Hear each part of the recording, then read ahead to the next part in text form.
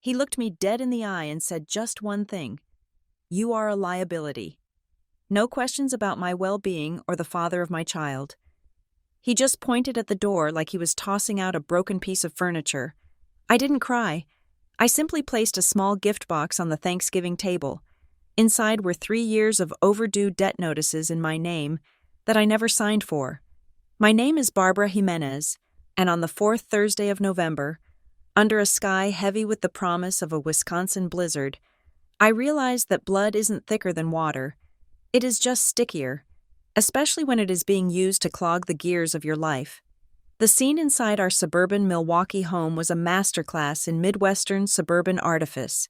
The heat was cranked up to 75 degrees, making the air thick with the smell of roasted turkey, rosemary, and the underlying scent of expensive floor wax. Outside, the snow was falling in thick, heavy sheets, burying the manicured lawns of our neighborhood in a deceptive blanket of white. Inside, the mahogany table was set for 12. Silverware clinked against fine china with a rhythmic, surgical precision. My father, Arturo Jimenez, sat at the head of the table like a king presiding over a court of sycophants. As the owner of Stone Harbor Contracting, he had built half the luxury zip codes in this county, and he never let anyone forget it. He was a man who measured morality in profit margins and loyalty in silence. I sat near the end of the table, my hand instinctively resting on the slight swell of my stomach. I was 4 months along, and the secret was a ticking time bomb in a room full of people who valued reputation over breath itself. I had come here today thinking maybe, just maybe, the holiday spirit or the prospect of a grandchild would crack the granite of his heart. I was 22 years old and naive enough to believe that a father's love didn't come with a credit check. The conversation had been stilted, mostly focused on Arturo's recent wins in local government contracts. Then, without warning, the clatter of forks stopped. Arturo set his wineglass down. The crimson liquid swirled, catching the light of the chandelier. He didn't look at my face. He looked at my midsection with a sneer that would have withered a stone. "You are a liability to this family name, Barbara," he said. His voice wasn't loud, but it carried the weight of a falling beam. The table went silent. My aunts and uncles suddenly found the gravy boats incredibly fascinating. Nobody breathed. "Dad, can we talk about this in private?" I asked, my voice holding steady despite the roar of blood in my ears. "There is nothing to talk about privately," Arturo replied, leaning back and spreading his hands as if he were addressing a board of directors. "I've spent 30 years building the Jimenez reputation. I've built a legacy of strength and traditional values, and now you come into my house, carrying a mistake, expecting me to bankroll your lack of discipline? You're a stain on the Stone Harbor name. You are an anchor that will pull us all down." He wasn't just angry. He was calculating. I saw the way his eyes flicked toward his brother, my Uncle Ricardo, who was his silent partner. This wasn't a fatherly lecture. This was a public execution of my standing in the family. By framing my pregnancy as a moral catastrophe, he was setting the stage to cut me out of the company and the will, ensuring that his precious assets stayed exactly where he wanted them. He was treating me like a bad debt he was ready to write off for a tax break. "Is that what I am?" I asked, standing up slowly. My chair scraped against the hardwood, a harsh, jarring sound in the silence. "A liability?" "Effective immediately," Arturo continued, his tone turning ice cold. "You are removed from any association with Stone Harbor Contracting. You are removed from my will. You are no longer a Jimenez. I want you out of this house before the dessert is served. Take your things and leave.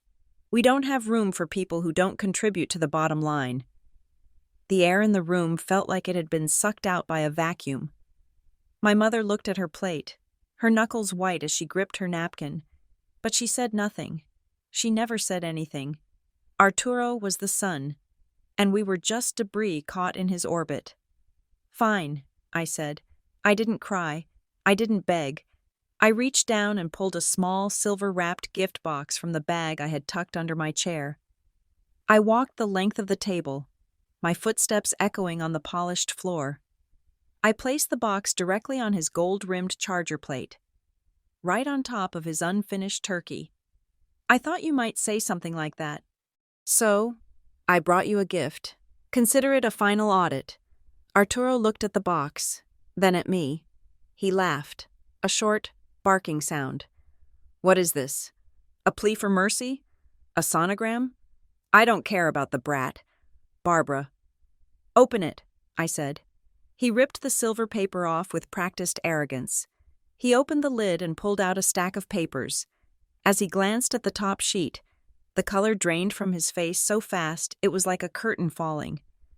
I had spent the last week gathering these. I had spent 3 nights without sleep, digging through the mail I used to sort for him at the office when I was a teenager. Connecting the dots I was too young to understand back then. Inside the box were 3 years' worth of overdue debt notices. There were letters from credit card companies, equipment leasing firms, and private lenders. Every single one of them was addressed to me, Barbara Jimenez. Every single one of them showed a balance in the tens of thousands of dollars. And next to each one was a copy of the original contract, featuring a signature that looked exactly like mine, but was signed on dates when I was away at college or stuck at home with the flu. He had been using my name, my clean credit, and my identity as a dumping ground for the high-interest debt that Stone Harbor Contracting couldn't carry on its own books. He hadn't just raised me, he had farmed me for my financial capacity. Arturo's hand trembled for a fraction of a second before he slammed the papers back onto the table. He looked around at the curious faces of our relatives and let out a loud, mocking chuckle. "This?" he shouted, waving the papers. "This is what you've come up with? Forgeries? You're so desperate for a handout that you're willing to commit libel in front of your own flesh and blood? You're even more of a disaster than I thought. You probably opened these accounts yourself to fund whatever lifestyle led to that kid in your gut, and now you're trying to pin it on me. It's pathetic. Barbara, truly pathetic. The signatures are dated from 3 years ago.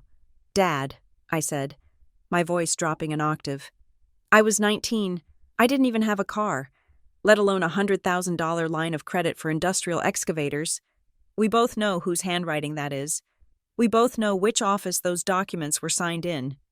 I don't know anything other than the fact that you are a liar and a failure," he hissed, leaning over the table, his face inches from mine.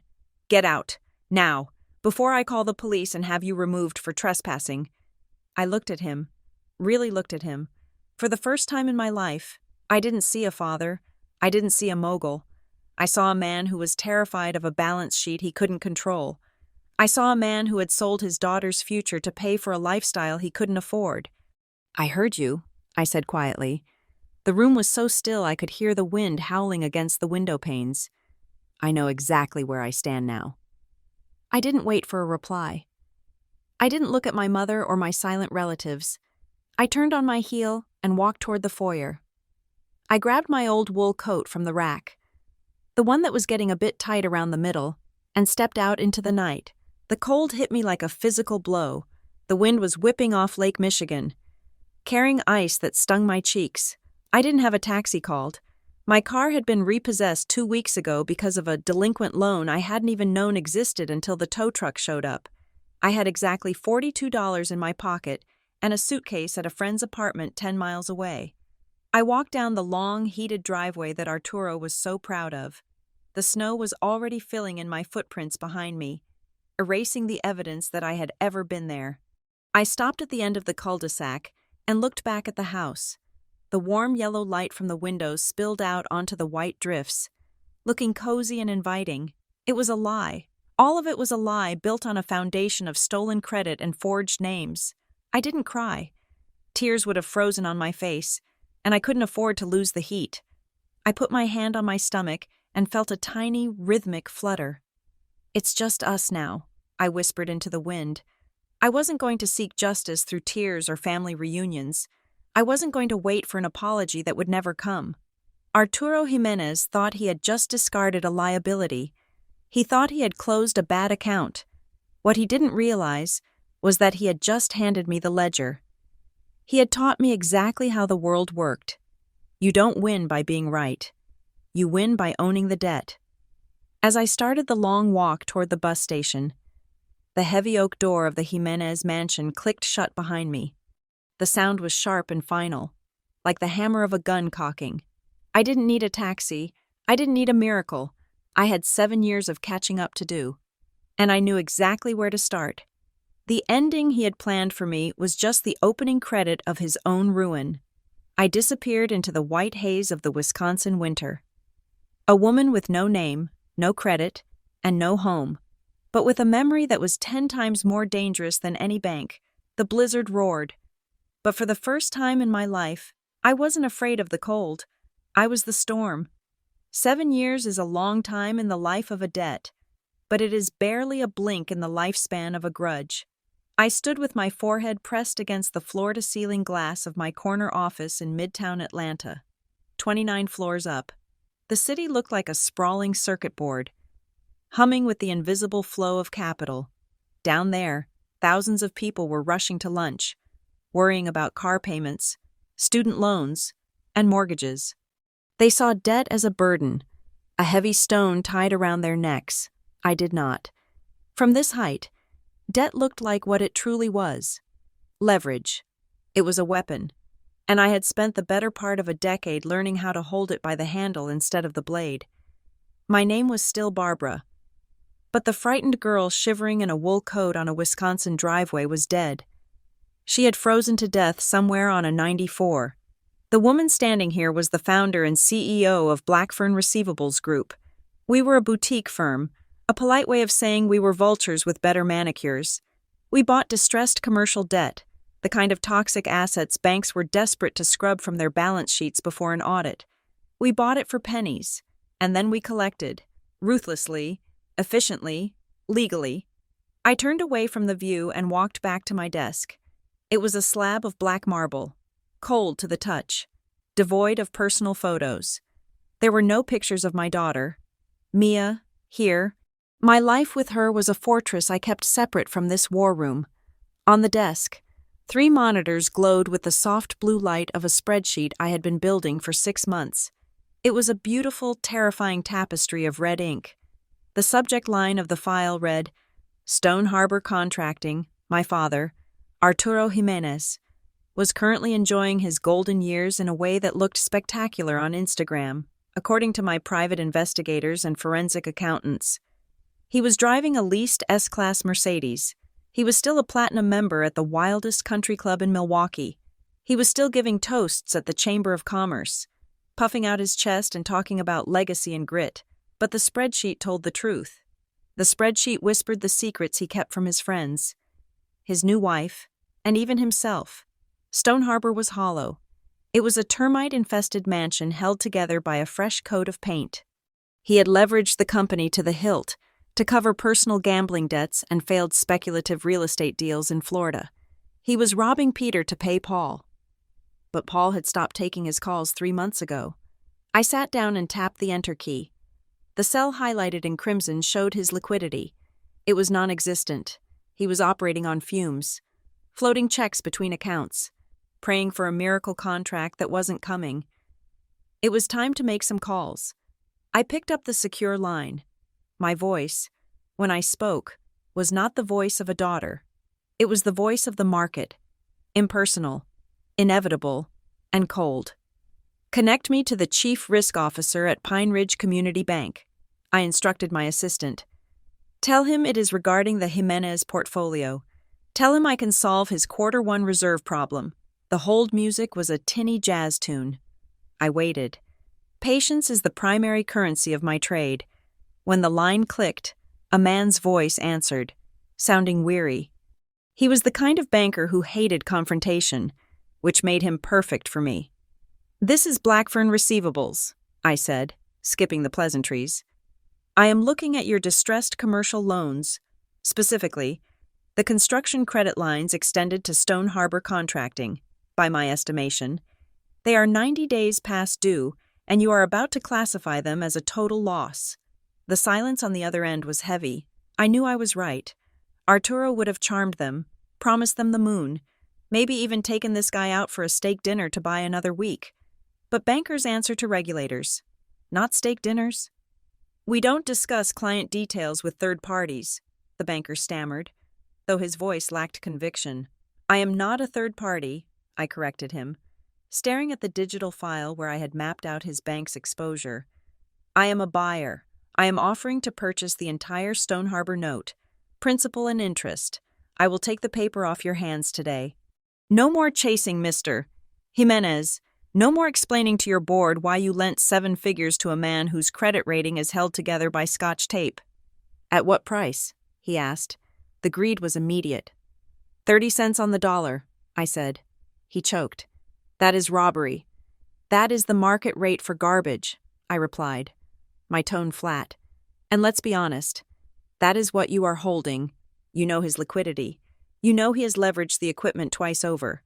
If you take him to court, you will spend 2 years in litigation and end up with a pile of rusted bulldozers.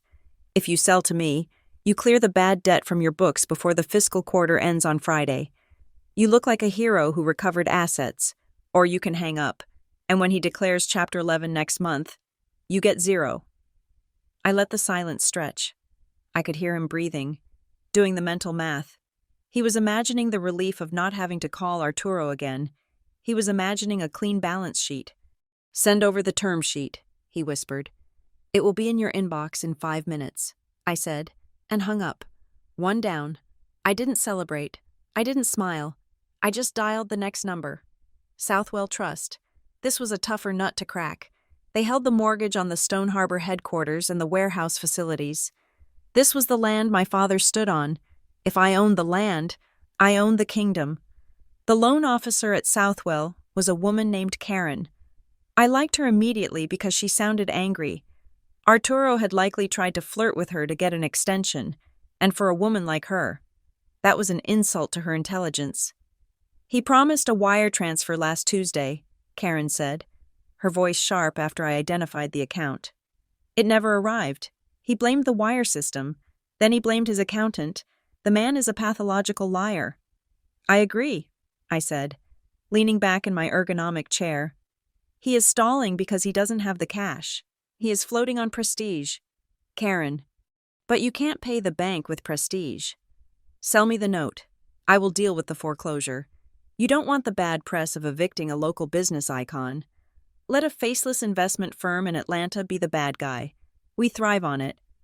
He has been a client for 20 years. She hesitated. And for the last 3, he has been a liability. I pressed. He is toxic. Karen, cut the limb to save the body. I will give you 40 cents on the dollar. Cash. Wire transfer executed within the hour of signing. Make it 45, she countered. Done, I said. 2 down. The final call was to Harborstone Credit Union. They held the personal guarantees. This was the sweetest part.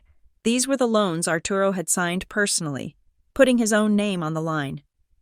Just like he had forced me to do all those years ago. This wasn't corporate debt. This was skin in the game. The negotiation was short. Harborstone was a small institution. They couldn't absorb a loss this size. They were terrified.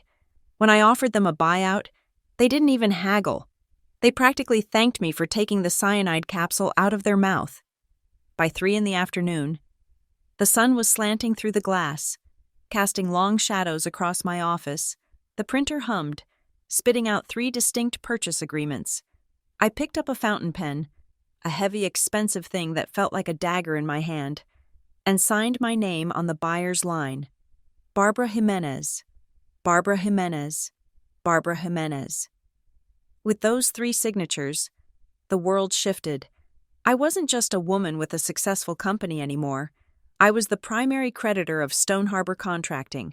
I owned his warehouses. I owned his excavators. I owned the roof over his head and the chair under his ass. I looked at the total figure at the bottom of the consolidated spreadsheet. It wasn't $1 billion. It wasn't an astronomical sum that you only see in movies. It was $3,422,000 and change. It was a mundane, boring number to the rest of the world. But for Arturo, it was an extinction event. He didn't have 3 million. He didn't have 300,000. He was living month to month, shuffling debt around like a shell game, terrified that the music would stop. Well, I had just unplugged the jukebox. I didn't need to threaten him. I didn't need to send thugs to break his legs. I didn't need to scream. I just needed the paper. The American legal system is a beautiful machine if you know how to feed it. And I had just bought the fuel. I pressed the intercom button for my legal counsel. My lawyer was a shark in a silk blouse, a woman I had handpicked for her ability to eviscerate opponents without raising her voice. "Yes, Barbara?" Her voice came through clear and crisp. "The acquisitions are complete," I said, staring at the signatures on my desk. "We control the debt. Pine Ridge, Southwell, and Harborstone are out. We are the sole obligor." "Congratulations," she said. "What is the play? Do we issue a demand letter?" "No," I said, watching a hawk circle the updrafts outside my window. "A demand letter is too impersonal. I want to see him. I want him to sit across a table and realize that the ground has disappeared beneath his feet." I paused, savoring the words before I let them go. "Prepare a notice for a restructuring meeting," I ordered. "Send it to his office tomorrow morning via courier. Mark it urgent. Tell him the new debt holder is willing to discuss a relief package to avoid immediate foreclosure. Make it sound like a lifeline. Make it sound like his lucky day." "He will take the bait," the lawyer said. "He always thinks he can talk his way out of a room." "I know," I replied. "That is why we are going to lock the door." I swiveled my chair around to face the city again. Atlanta was glowing gold in the late afternoon light. 7 years ago, I had walked away from a Thanksgiving table with nothing but a box of lies and a belly full of fear. I had slept in a car. I had scrubbed toilets. I had studied finance manuals at the public library until my eyes burned. I had built black fern receivables brick by brick, fueled by a single, cold, burning coal in my chest. Arturo Jimenez thought he was safe in Wisconsin, playing the big man, unaware that the invisible hand of the market was reaching out to squeeze the air from his lungs. He didn't know that the anonymous entity that just bought his life's work was the daughter he had thrown into the snow. I touched the cool glass of the window. "Happy Thanksgiving, Dad," I whispered to the empty office. The game was set, the pieces were moving, and for the first time in 7 years. I was coming home, not to visit, but to collect. To understand how a father becomes a target, you have to understand how a daughter becomes a shield. It did not happen overnight. It happened in a sun-drenched office when I was 18 years old, smelling of fresh coffee and the expensive cologne my father wore to mask the scent of desperation. The memory is sharp enough to cut. I had just graduated high school, and while my friends were planning road trips or dorm room decorations, Arturo Jimenez offered me a promotion. He sat me down in his leather chair, the one that squeaked when he leaned back, and told me I was going to be the corporate secretary for Stone Harbor Contracting. He made it sound like a coronation. He told me I was smart, capable, the only one he could trust with the sensitive details of the family legacy. For a girl who had spent her entire childhood trying to get him to look up from his blueprints and actually see her. It was like being handed a golden ticket. I didn't know then that a corporate secretary in his world was just a fancy term for a scapegoat. The trap was sprung on a Tuesday morning. Arturo was rushing out the door for a site visit, his phone glued to his ear, shouting at a supplier about concrete grades. He dropped a heavy stack of documents on my desk. The paper was warm from the copier. "I need these signed before the courier gets here at 10, he said, not even making eye contact. "Just standard compliance forms, liability waivers, equipment leases, insurance updates, sign at the tabs. Hurry, Barbara. Don't make the guys wait." I picked up the pen. I remember it was a heavy, black Mont Blanc. It felt important. I felt important. I didn't read the fine print. Why would I? This was my father. He was the hero of the local business section. He was the man who built the library downtown. You don't audit your heroes. You trust them. So I flipped to the yellow sticky notes and signed my name. Barbara Jimenez, Barbara Jimenez, Barbara Jimenez. I didn't know I was signing personal guarantees. I didn't know that by putting my signature on the line guarantor, I was bypassing the corporate shield of Stone Harbor Contracting and pledging my own future earnings, my own credit, my own life, against loans for bulldozers and excavators that cost more than a house. Arturo's credit was likely already shot, tapped out from years of living beyond his means, so he needed a fresh vein to bleed. He needed a straw man, someone with a clean record and zero debt to co-sign the risk. That straw man was his teenage daughter. The first crack in the illusion appeared a year later. I was 19, sitting in a college lecture hall.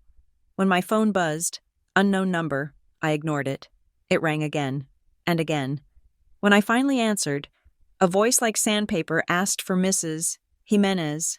I corrected him, saying it was Miss Jimenez. We are attempting to collect a debt of $42,000 regarding the heavy machinery lease with Apex Industrial, the man said. The account is 90 days past due. I laughed. I actually laughed. I told him he had the wrong number, that my father handled the business accounts. The man didn't laugh. He read me the last 4 digits of my social security number. He told me that I was the primary obligor on the note. I ran to my father's office that afternoon, shaking, the phone still hot in my hand.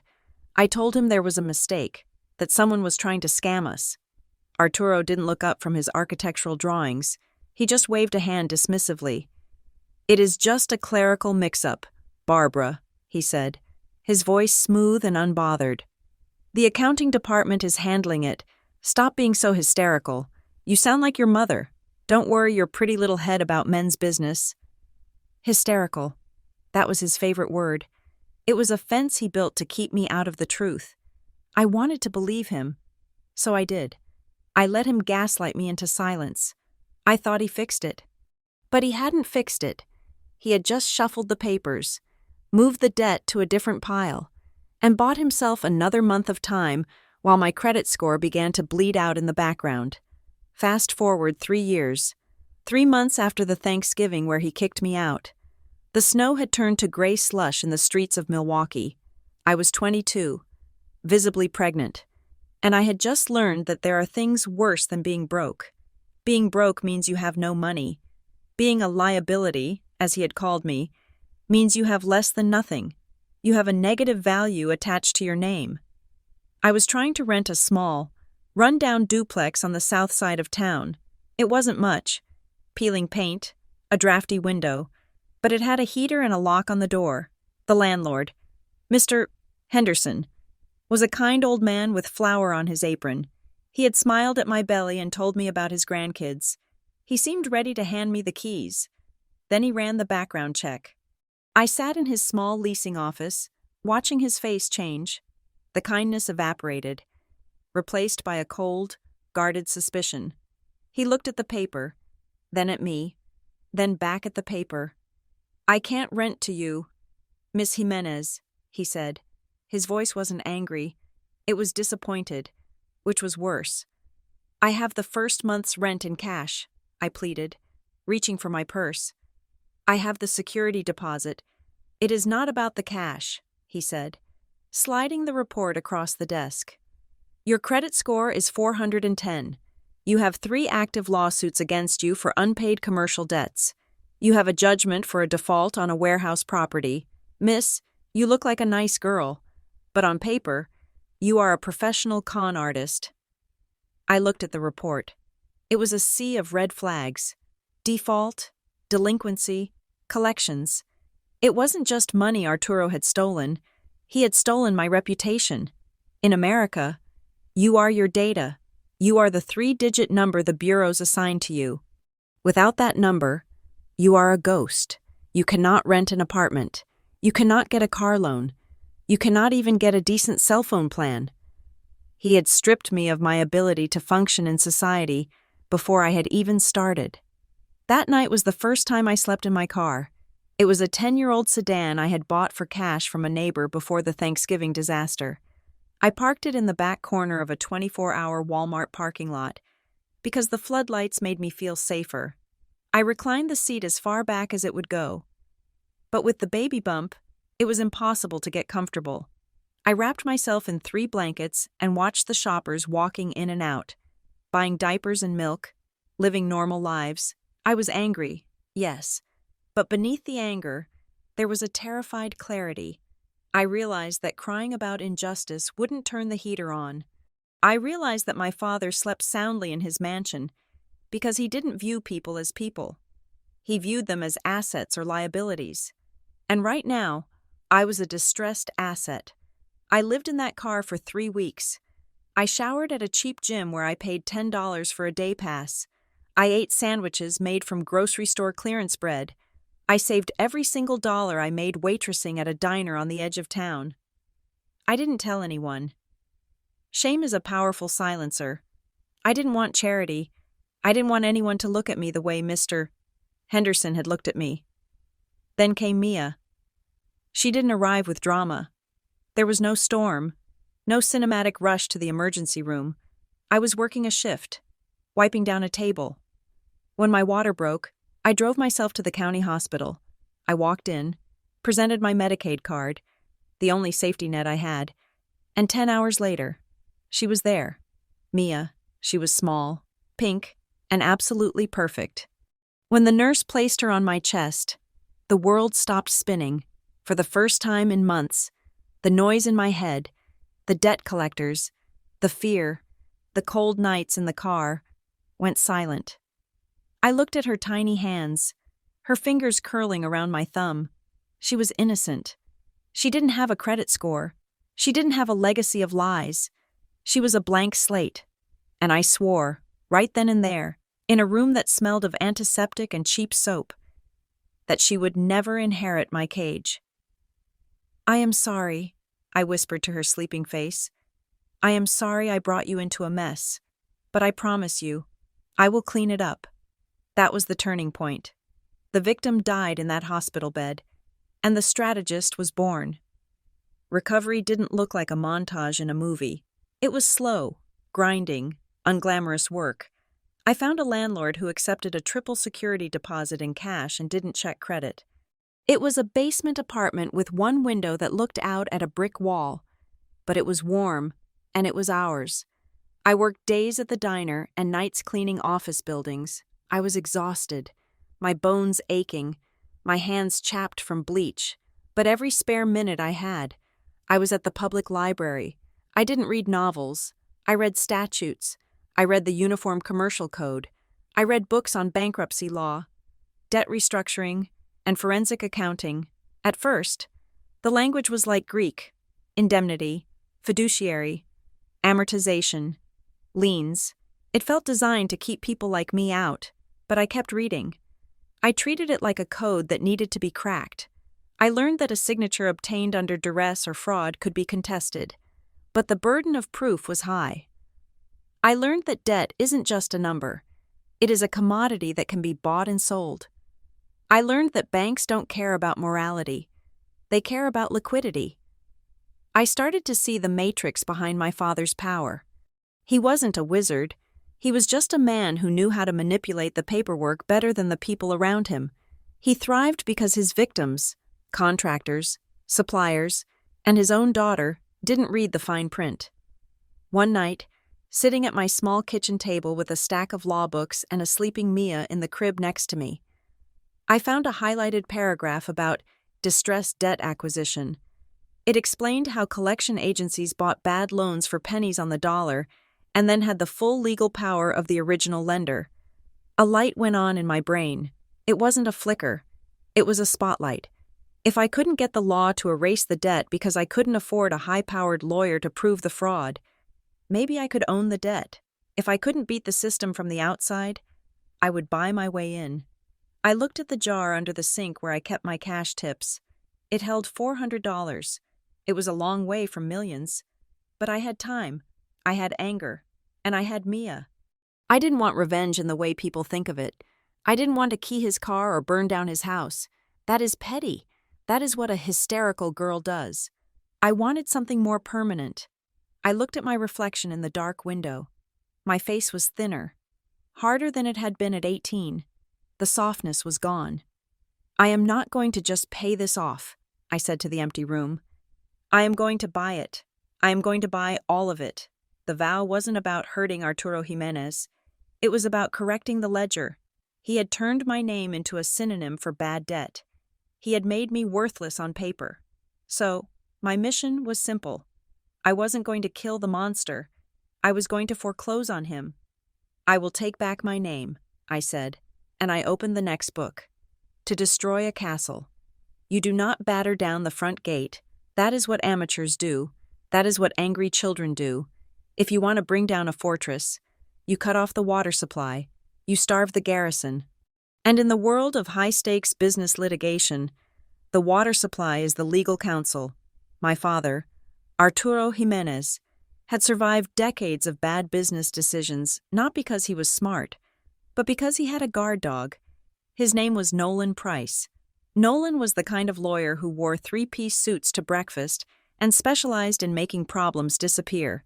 He was the one who drafted the liability waivers. He was the one who bullied subcontractors into accepting partial payments. And he was the one who had likely guided my father's hand when they forged my signature on those life-ruining documents 7 years ago. Arturo felt safe because he had Nolan. He believed that no matter how deep the financial hole got, Nolan could talk him out of it, threaten a lawsuit, or bury the opposition in paperwork until they gave up. So, before I invited my father to his own execution, I had to make sure his guard dog was muzzled. I spent 3 weeks digging into Nolan Price's life. Unlike my father, Nolan was disciplined. He didn't gamble. He didn't have flashy vices. But everyone in this economy has a weak spot if you press hard enough on the bruise. Nolan's weakness was vanity. He had insisted on buying his law firm's office building, a historic brownstone in a trendy district, right at the peak of the real estate bubble. He wanted the prestige of being a landlord, of having his name etched in stone, literally. He had taken out a massive commercial mortgage with a balloon payment structure, betting that his firm's revenue would continue to skyrocket. He bet wrong. My forensic team found the crack in the armor within the public filings of a mid-sized regional lender called Liberty Keystone. Nolan's mortgage was in the watch list category. He was 90 days behind on his payments. The bank hadn't foreclosed yet because foreclosure is messy and bad for appearances, but they were sweating. Nolan was quietly scrambling, taking high-risk cases to cover the nut, terrified that his partners would find out their prestigious headquarters was about to be seized by the sheriff. I didn't hesitate. I didn't buy this debt through Blackfern receivables. That would have been too obvious. If Nolan saw the same company name buying his debt and Arturo's debt, he would connect the dots. He was a shark, and sharks smell blood in the water. I needed him to stay blind. I activated a dormant shell company I had registered 2 years ago in Delaware. Ivory Meridian Notes. It sounded like a boring, old money investment fund. It sounded like the kind of faceless institution that bought paper assets and forgot about them. I called Liberty Keystone. The conversation was even shorter than the one with my father's banks. They were desperate to offload the risk. I offered them 80 cents on the dollar, generous, by my standards, because I needed the deal done fast and quiet. When the transfer confirmation hit my inbox, I felt a cold surge of satisfaction. I now owned the mortgage on Nolan Price's office. I held the deed to his sanctuary. Technologically and legally speaking, I was his landlord. If he missed one more payment, or if he violated any covenant of the loan, like, say, engaging in unethical legal practices that jeopardized his ability to practice, I could call the note due immediately. I had him, and he didn't even know it. Now, the stage was set. It was time to build the trap. I didn't want to meet them at my office. Blackfern's headquarters was too modern, too sleek. It screamed predator. I needed a neutral ground, a place that smelled of old money and opportunity, a place that would make Arturo feel like he was being courted by a savior, not hunted by a ghost. I rented the executive conference suite on the 45th floor of Ashwick Tower. It was one of the most prestigious addresses in the city. The room was a masterpiece of corporate intimidation. Floor-to-ceiling windows overlooking the skyline, a table made of solid mahogany that was long enough to land a plane on, and leather chairs that cost more than the car I used to sleep in. I rented it under the name of a third-party logistical firm, keeping Blackfern's name off the building registry. Everything had to be perfect. The illusion had to be seamless. But the most important piece of furniture in that room wasn't the table. It was the camera. I had a team of technicians install a high-definition audio-visual recording system. This wasn't a spy movie. I wasn't planting bugs in a flower pot. That would be illegal and inadmissible in court. No, this was a transparency measure. I placed a small, elegant placard in the center of the table that read, "For quality assurance and contract validation purposes, this meeting is being recorded. By remaining in the room, all parties consent to this recording." It was the kind of bureaucratic boilerplate text that arrogant men like Arturo and Nolan never read. They would see it as a formality. They would assume it was for my protection against clerical errors. They would never imagine that I was handing them a rope and asking them to tie the knot themselves. Every lie they told, every admission of fraud, every threat they made would be captured in 4K resolution and stored on a cloud server that was backed up in 3 different countries. Finally, I needed a face. I could not walk into that room, not yet. If Arturo saw me too early, the shock would override the process. He might storm out. He might have a heart attack. He might shut down. I needed him to feel comfortable enough to sign the papers. I needed him to commit. Enter Elena Crowley. Elena was my lead counsel and my right hand. She was a woman carved out of ice and granite. She spoke in short, declarative sentences. She didn't smile unless something was truly funny. And in our line of work, nothing was ever funny. She was a restructuring expert who had stared down cartel lawyers and Wall Street bullies without blinking. We stood in the empty conference room at Ashwick Tower, the city lights beginning to flicker on below us. I adjusted the lapel of her charcoal suit. "You know the script," I said, smoothing the fabric. "I know it," Elena replied, her voice cool and steady. "I am the representative for Black Fern Receivables. We are an aggressive investment firm looking to acquire asset-backed opportunities. We see potential in Stone Harbor's underlying value despite the liquidity crisis. We are here to help." "Exactly," I said. "You are the lifeline. You are the only thing standing between him and bankruptcy court. He is going to try to charm you. He is going to try to dominate the conversation." "He can try," Elena said, a flicker of amusement crossing her eyes. "And Nolan?" I asked. "Nolan thinks he is the smartest person in the room," Elena said. "I will let him believe that. I will let him think he is negotiating circles around me. I will concede small points. I will let him change a clause here, a date there. I want him to feel like he won." "Good," I said. "Because when he feels like he won, he will lower his guard. He will let Arturo sign." I walked over to the sideboard where the recording equipment was housed. I checked the feed on my tablet. The image was crystal clear. The audio picked up the hum of the air conditioning. "The term sheet is brutal, Elena," I reminded her.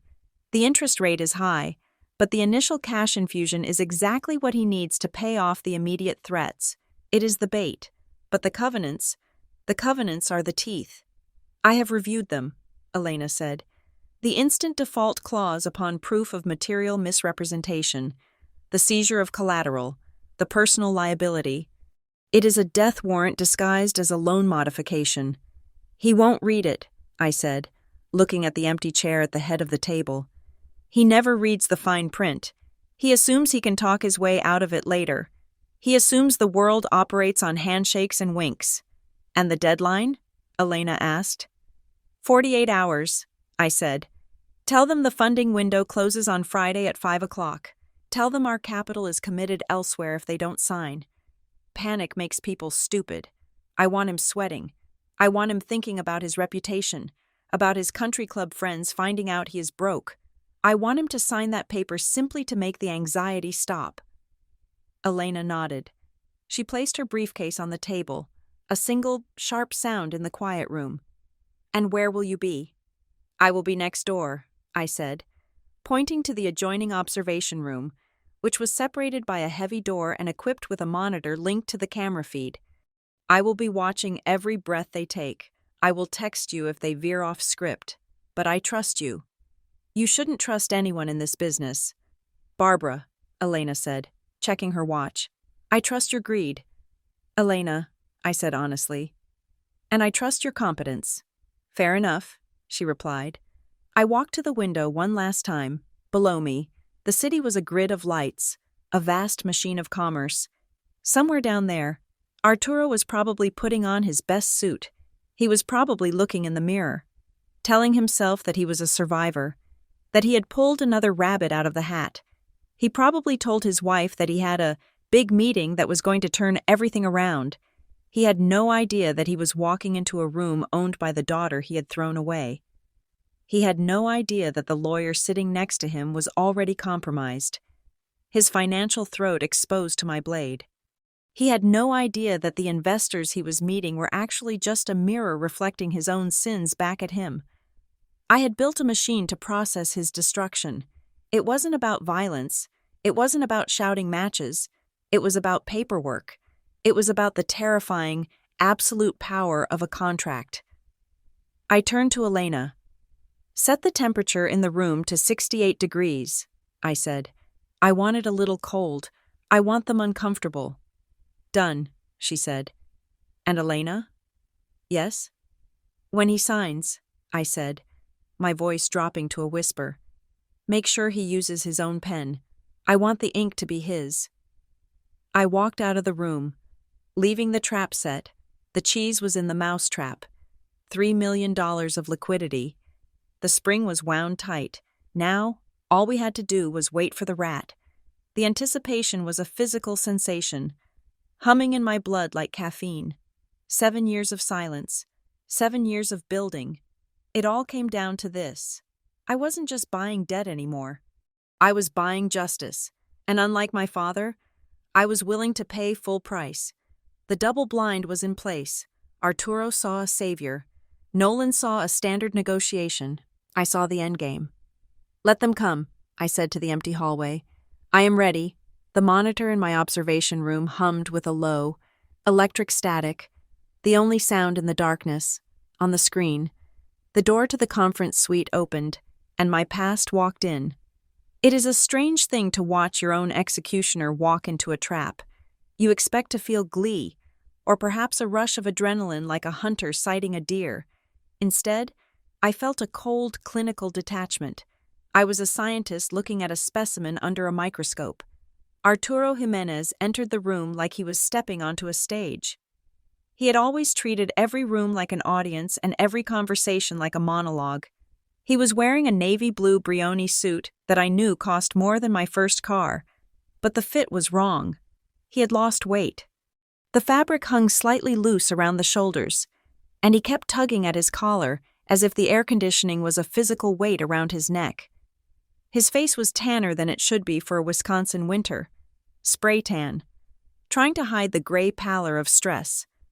He strode to the head of the table, not waiting to be invited, and threw his leather portfolio down with a thud that echoed through the speakers. Nice view, he said, his voice tinny through the audio feed. He gestured at the window without looking at it. A bit sterile for my taste, but I suppose this is how you vulture funds like to operate. Minimalist, efficient, soulless. He flashed a smile that didn't reach his eyes. It was the smile of a man who was terrified, but had decided that arrogance was his only shield. Then, the second figure walked in. My breath hitched in my throat. I hadn't prepared myself for the physical reaction of seeing him. Evan Rourke. 7 years ago, Evan had been the boy with the crooked grin who promised we would figure it out together. He was the one who held my hand when the stick turned pink. He was the one who swore he would stand up to my father. Now, he was walking 2 steps behind Arturo, carrying a stack of files like a glorified bellboy. He was wearing a suit that mirrored Arturo's style, his hair slicked back with too much product. He looked polished, expensive, and completely hollow. He was the son Arturo had always wanted, obedient, morally flexible, and weak. He was the father of my daughter. Yet he had never sent a birthday card, never paid a dime of support, never even asked if she was alive. He had traded his child for a corner office and a lease on a BMW. Sit down, Evan, Arturo commanded, snapping his fingers. Don't hover. Evan sat immediately. Yes, sir. The third man was Nolan Price. If Arturo looked like a crumbling statue, Nolan looked like a man who was waiting for a bomb to go off. He was sweating. He kept patting the breast pocket of his jacket, checking for his phone. I knew why.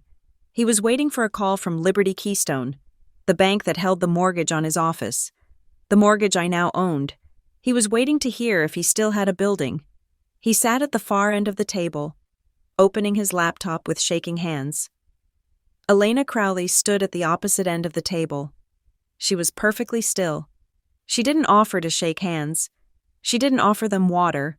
She just watched them with the predatory patience of a reptile. "Mr. Jimenez," Elena said. Her voice was level, stripping the room of any social warmth. "I am Elena Crowley. I represent the investment group. Please, take a seat. We have a lot of paper to get through, and the wire transfer window closes in 4 hours." Arturo laughed, a harsh, barking sound. He pulled out a chair and sat down, spreading his arms wide. "Straight to business. I like that. No foreplay." Arturo sneered. He looked around the room, his eyes scanning the walls, missing the camera lens hidden in the recessed lighting. "You know, when my broker told me a group called Blackfern was interested in the debt, I thought, who? Never heard of you. But money is green no matter whose printer it comes out of, right?" "We value privacy," Elena said. "And we value speed." "Speed is good," Arturo said, leaning forward, his cufflinks clinking against the mahogany. "Because frankly, Ms. Crowley, this is all a formality. Stone Harbor is a fortress. We have hit a little cash flow bump. Supply chain issues. The economy. You know how it is. But the fundamentals? Rock solid. I am doing you a favor by letting you buy in. I am letting you get a piece of the Jimenez legacy for pennies." I watched him lie. It was fascinating. He actually believed it. He was drowning in $3 million of debt. His equipment was being repossessed, and he still thought he was the prize. "If the fundamentals are solid," Elena asked, glancing down at a file, "why are 3 local banks attempting to foreclose on your operations?" Arturo waved his hand dismissively. "Banks. They are panicked animals. They see one bad quarter and they run. Small minds. They don't understand vision. I am building a new development in the West County that will double our valuation in 2 years. I just need a bridge. That is what you are. A bridge." "A bridge usually has a foundation," Elena noted dryly. "Your balance sheet suggests you are building on quicksand." Nolan Price cleared his throat. "Ms. Crowley, we are here to discuss the restructuring terms, not to litigate the past. My client is prepared to offer significant equity warrants in exchange for the immediate liquidity." Nolan's voice cracked slightly. He checked his phone under the table. I zoomed the camera in. He was looking at an email notification. It was a generic spam email, but he flinched like it was a subpoena. "We don't want equity," Elena said. "We want compliance." Evan spoke up for the first time. He sounded trying too hard to be one of the big boys. "Look, we have contracts lined up. The city council loves Arturo. We just need to clear the accounts payable so we can get the cement trucks rolling again. Once the cash hits, we are golden." Arturo turned and glared at Evan. "I didn't ask you to pitch, Evan. I asked you to hold the pen." Evan shut his mouth, his face flushing red. It was pathetic. He was 30 years old, and he was being scolded like a toddler. "Mr. Jimenez," Elena said, shifting the papers, "this agreement requires full transparency. The funds we are providing, $3.4 million, are earmarked strictly for creditor repayment. They are to clear the liens on your equipment and pay the back wages of your staff. Is that understood?" Arturo leaned back, loosening his tie. The top button of his shirt popped open. Sure. Creditors, staff, whatever the paperwork says." "It is not just what the paperwork says," Elena pressed. "It is a condition of the loan. If the funds are diverted, it constitutes fraud." Arturo smirked. He looked at Nolan, then back at Elena. He lowered his voice, adopting a tone of conspiratorial intimacy. Look, honey, Arturo said. I saw Elena's jaw tighten at the word, honey. You write what you need to write to make your bosses happy. I sign what I need to sign. But let's be adults here. I have to eat too. I have appearances to maintain. You think I can close deals driving a Ford? You think I can win bids if I'm not seen at the club? Are you suggesting you intend to use the funds for personal expenses? Elena asked. She didn't look up from her notes. I am suggesting, Arturo said, leaning in closer to the center of the table, closer to the microphone, that money is fungible once it hits my account. It is my capital. I have a secondary account in the Caymans, strictly for consulting fees, that needs a little top-up, about $500,000. The rest can go to the suppliers. But the contractors? The drywall guys? They can wait another 90 days. They always wait. What are they going to do? Sue me? They can't afford a lawyer. I froze. There it was. He had just admitted, on tape, to conspiracy to commit embezzlement and fraud. He was planning to stiff the working-class contractors, the very people who built his legacy, to fund his offshore account. Nolan Price looked like he was going to be sick. He reached out and touched Arturo's arm. Arturo, Nolan hissed. Stop. You cannot say things like that. We are in a negotiation. Arturo slapped Nolan's hand away. Don't shush me. Nolan, I pay you to win, not to fear. You are here to review the clauses, not to lecture me on how to run my business. I have been doing this since before you were in diapers. Sir, Nolan stammered, his eyes darting to the recording placard that he had clearly ignored. We need to be careful about strict adherence to the use of funds clauses. I am the strict adherence, Arturo shouted. Slamming his hand on the table, the sudden noise made the audio feed spike. I am Stone Harbor. Without me, there is no company. If I need $500,000 to secure my position, then that is a business expense. You think these investors care? They just want their interest payments. Right, Ms. Crowley? Elena looked at him. Her face was a mask of professional boredom. We care about the repayment schedule. How you manage your internal operations is your risk. She was giving him the rope. She was letting him think that we were just another shady lender who would look the other way as long as the check cleared. Exactly, Arturo said, sitting back with a satisfied huff. Risk. That is the game. You know, I had a daughter once, Barbara. She didn't understand risk. She was soft, emotional. My heart hammered against my ribs. I stared at the back of Evan's head. I wanted him to say something. I wanted him to defend me. I wanted him to say, she wasn't soft. She was pregnant and you threw her out. Evan shifted in his seat. Arturo, maybe we shouldn't bring up family. Don't say her name, Arturo growled, his mood swinging instantly from arrogant to vicious. She was a liability. That is all she was. A write-off. I cut her loose like a bad investment. And look at me now. Still standing. Still the king. He pointed a finger at Evan. You were smart to pick the winning side. Boy, you could have been stuck with that dead weight.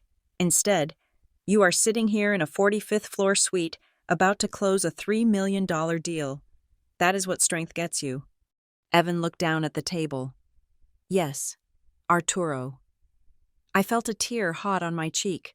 I wiped it away angrily. It wasn't a tear of sadness. It was a tear of pure, distilled hatred. Dead weight. Liability. He was talking about his own flesh and blood, about the mother of his grandchild, as if I were a line item on a tax return, and Evan agreed. He accepted the narrative because it paid his rent. I picked up my phone. My hands were steady. I typed a message to Elena. Let him talk. Push him on the consulting fees. Get him to name the account. On the screen. I saw Elena's phone light up silently next to her notebook. She glanced at it, then looked back at Arturo. Mr. Jimenez, Elena said, her voice dropping to a whisper, drawing them in. If we were to structure this flexibility regarding the Cayman account, we would need to know the routing structure to ensure our compliance officers don't flag it as suspicious, just for our internal records. Nolan practically jumped out of his chair. Ms. Crowley, absolutely not. We are not documenting offshore transfers in this agreement. Sit down. Nolan, Arturo barked. He turned his charm on Elena. See? He panics. But you understand business. The account is under Jimenez Global Consulting. I can give you the SWIFT code. It makes everything cleaner, less tax exposure for everyone. Arturo, I am advising you as your counsel to stop talking, Nolan pleaded. He looked terrified. He knew this was crossing the line from sharp business to criminal intent, and I am advising you that if you don't shut up, I will find a lawyer who has a spine. Arturo retorted, Maybe I will find someone who pays his office mortgage on time. The room went dead silent. Nolan's face went white. He stared at Arturo. What did you say? I hear things, Arturo smirked. I hear you are in trouble, Nolan, so don't lecture me on finance. You need my fees just as much as I need this loan. So sit down and certify the damn signatures. It was perfect. Arturo, in his arrogance, had just used his lawyer's financial vulnerability to blackmail him into silence, and he had done it on tape. He had just destroyed attorney-client privilege by coercing his lawyer into a crime. I typed one more message to Elena. He just cooked himself. Give them the pen. Elena nodded slightly. An imperceptible movement. She reached into her briefcase and pulled out a heavy binder. She opened it to the signature page. Very well. Mr. Jimenez, Elena said, if you are comfortable with the terms, and if your counsel has no further valid objections, we are ready to proceed. The funds can be wired within the hour. Arturo rubbed his hands together. Music to my ears. He didn't read the contract. He didn't even skim it. He just looked at the $3 million figure at the top of the page and grabbed the pen. This is how you win. Boys, Arturo said, uncapping the pen with a flourish. You stare the world down, and it blinks. I watched him sign. I watched the ink flow onto the page. I watched him sign away his company, his freedom, and his future. He wasn't staring the world down. He was signing a confession. Your turn, Evan, Arturo said, sliding the binder down the table. Witness it. Be a part of history. Evan signed. His hand shook slightly, but he signed. And Nolan, Arturo said, looking at the lawyer with contempt. Certify it. Earn your keep. Nolan hesitated. He looked at the door. He looked at his phone. He looked at Arturo. He knew it was wrong. He knew it was a trap. But he had a mortgage to pay. He had an image to uphold. Slowly, painfully. Nolan Price picked up the pen and signed his name. I leaned back in my chair in the dark observation room. The air conditioning hummed. Got you, I whispered. The trap was sprung. The rope was around their necks. Now, all I had to do was kick the chair. Elena, I whispered to the empty room. End it. The binder hit the mahogany table with a sound that was heavier than paper should be. It was a dull, dense thud, the sound of a judge's gavel or a prison door closing, depending on which side of the table you were sitting on. To my father, Arturo Jimenez, it probably sounded like salvation. Elena Crowley didn't push the document toward them. She left it right there in the center of the vast table, creating a demilitarized zone that they had to cross. It was a psychological power move. If they wanted the money, they had to reach for it. They had to show their hunger. The disbursement schedule is outlined in Exhibit A, Elena said, her voice devoid of any emotion. She didn't look at Arturo. She looked at the clock on the wall. First tranche of $1.2 million upon execution. The remaining balance within 30 days.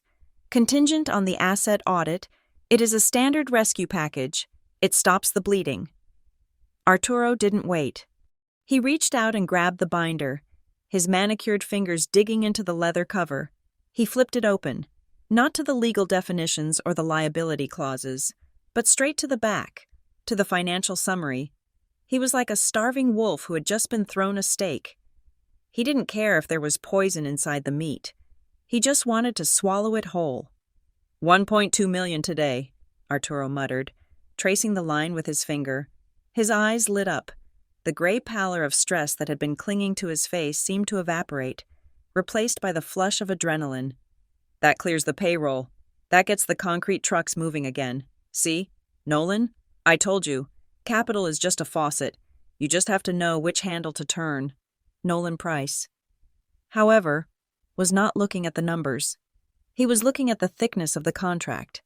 He was a lawyer who was currently 90 days behind on his own mortgage, a fact he now knew Arturo was aware of, but his instinct for self-preservation was still fighting against his desperation. He reached over and tried to pull the binder toward him. Arturo, let me review the representations and warranties, Nolan said, his voice tight. We need to check for confession of judgment clauses. We need to make sure there are no cross-default triggers that bind your personal assets to the corporate performance. Arturo slapped Nolan's hand away. It was a sharp, humiliating sound in the quiet room. We don't have time for you to bill me another 10 hours for reading. Nolan, Arturo snapped. You heard the lady. The window is closing. What time is the wire cut off? Elena checked her watch, a movement so precise it looked choreographed. The Federal Reserve wire window for this institution closes at 5 o'clock sharp. It is currently 4:42. If we don't have the wet signatures scanned and uploaded by 4:55, the funds stay in our account until Monday morning, and given your liquidity status, Mr. Jimenez, I am not sure you have until Monday. It was a lie, or at least a fabrication of urgency. We could have wired the money at midnight if we wanted to. But panic is a wonderful editor. It cuts out all the logic and leaves only the impulse. You hear that? Arturo hissed at Nolan. Monday. If I don't pay the union rep by tomorrow morning, they walk off the job site. If they walk, the city cancels the contract. If the contract goes, we are dead. So you are going to shut up and let me sign. Nolan looked at the binder, then at Arturo, then at his phone. He was trapped. If he stopped Arturo, the company collapsed, and he lost his biggest client, the only client whose fees might save his own building. If he let Arturo sign without reviewing, he was committing malpractice. But Arturo had already blackmailed him. The dynamic in the room had shifted from attorney-client to hostage-captor. Just check the indemnity clause, Nolan whispered, a weak attempt to salvage his dignity. Arturo ignored him. He flipped a page, scanning the text. For a second, his finger stopped. He squinted at a paragraph in the middle of page 40. My heart hammered against my ribs in the observation room. I knew exactly which clause he was looking at. It was section 8.4. The borrower acknowledges that any material misrepresentation regarding the use of funds shall result in immediate acceleration of the entire debt and the forfeiture of all collateral, including personal property pledged by the guarantor. It was the trapdoor. He had just admitted on tape that he intended to misuse the funds for his Cayman account. If he read that clause and connected the dots, he might hesitate. He might realize that signing this while planning fraud was suicide. What is this? Arturo muttered, leaning closer. Immediate acceleration regarding material misrepresentation? He looked up, suspicion clouding his eyes.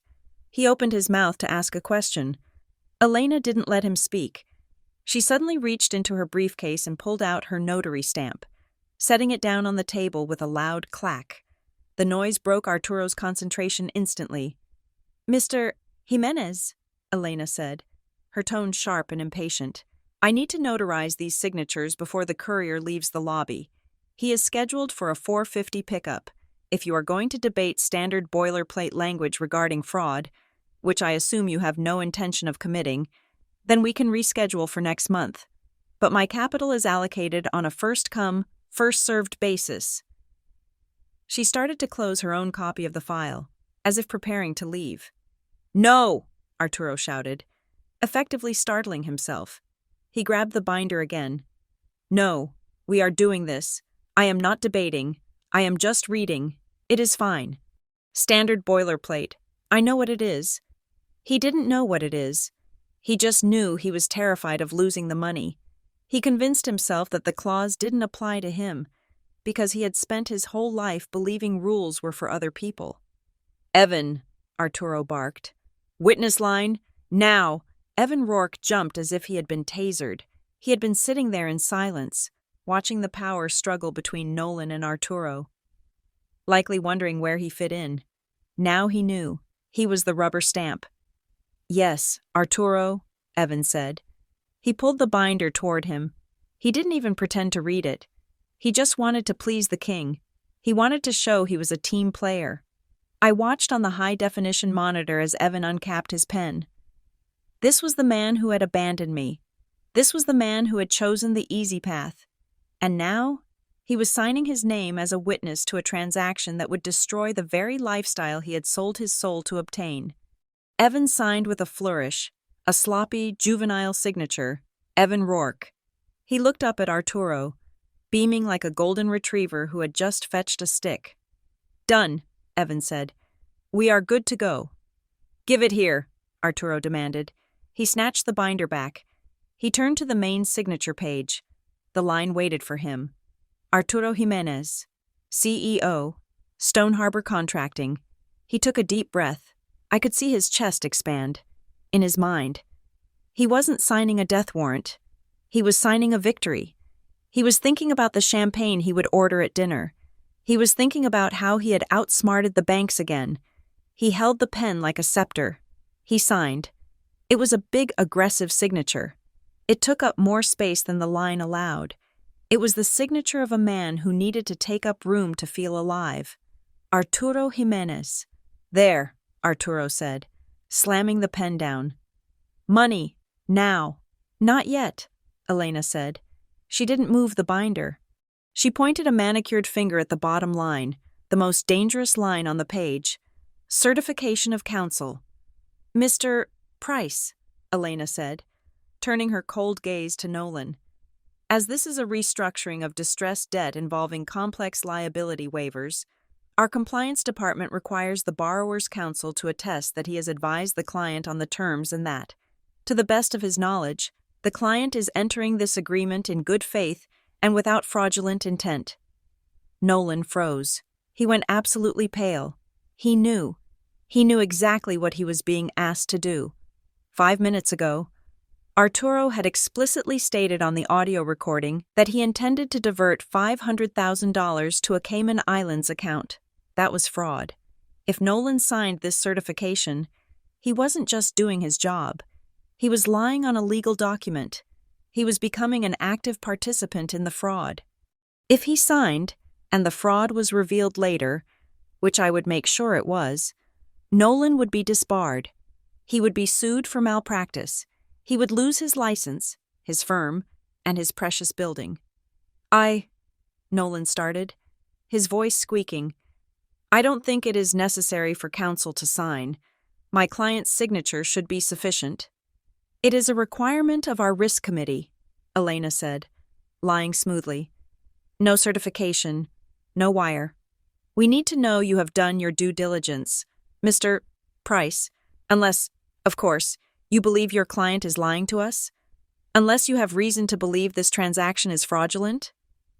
She trapped him.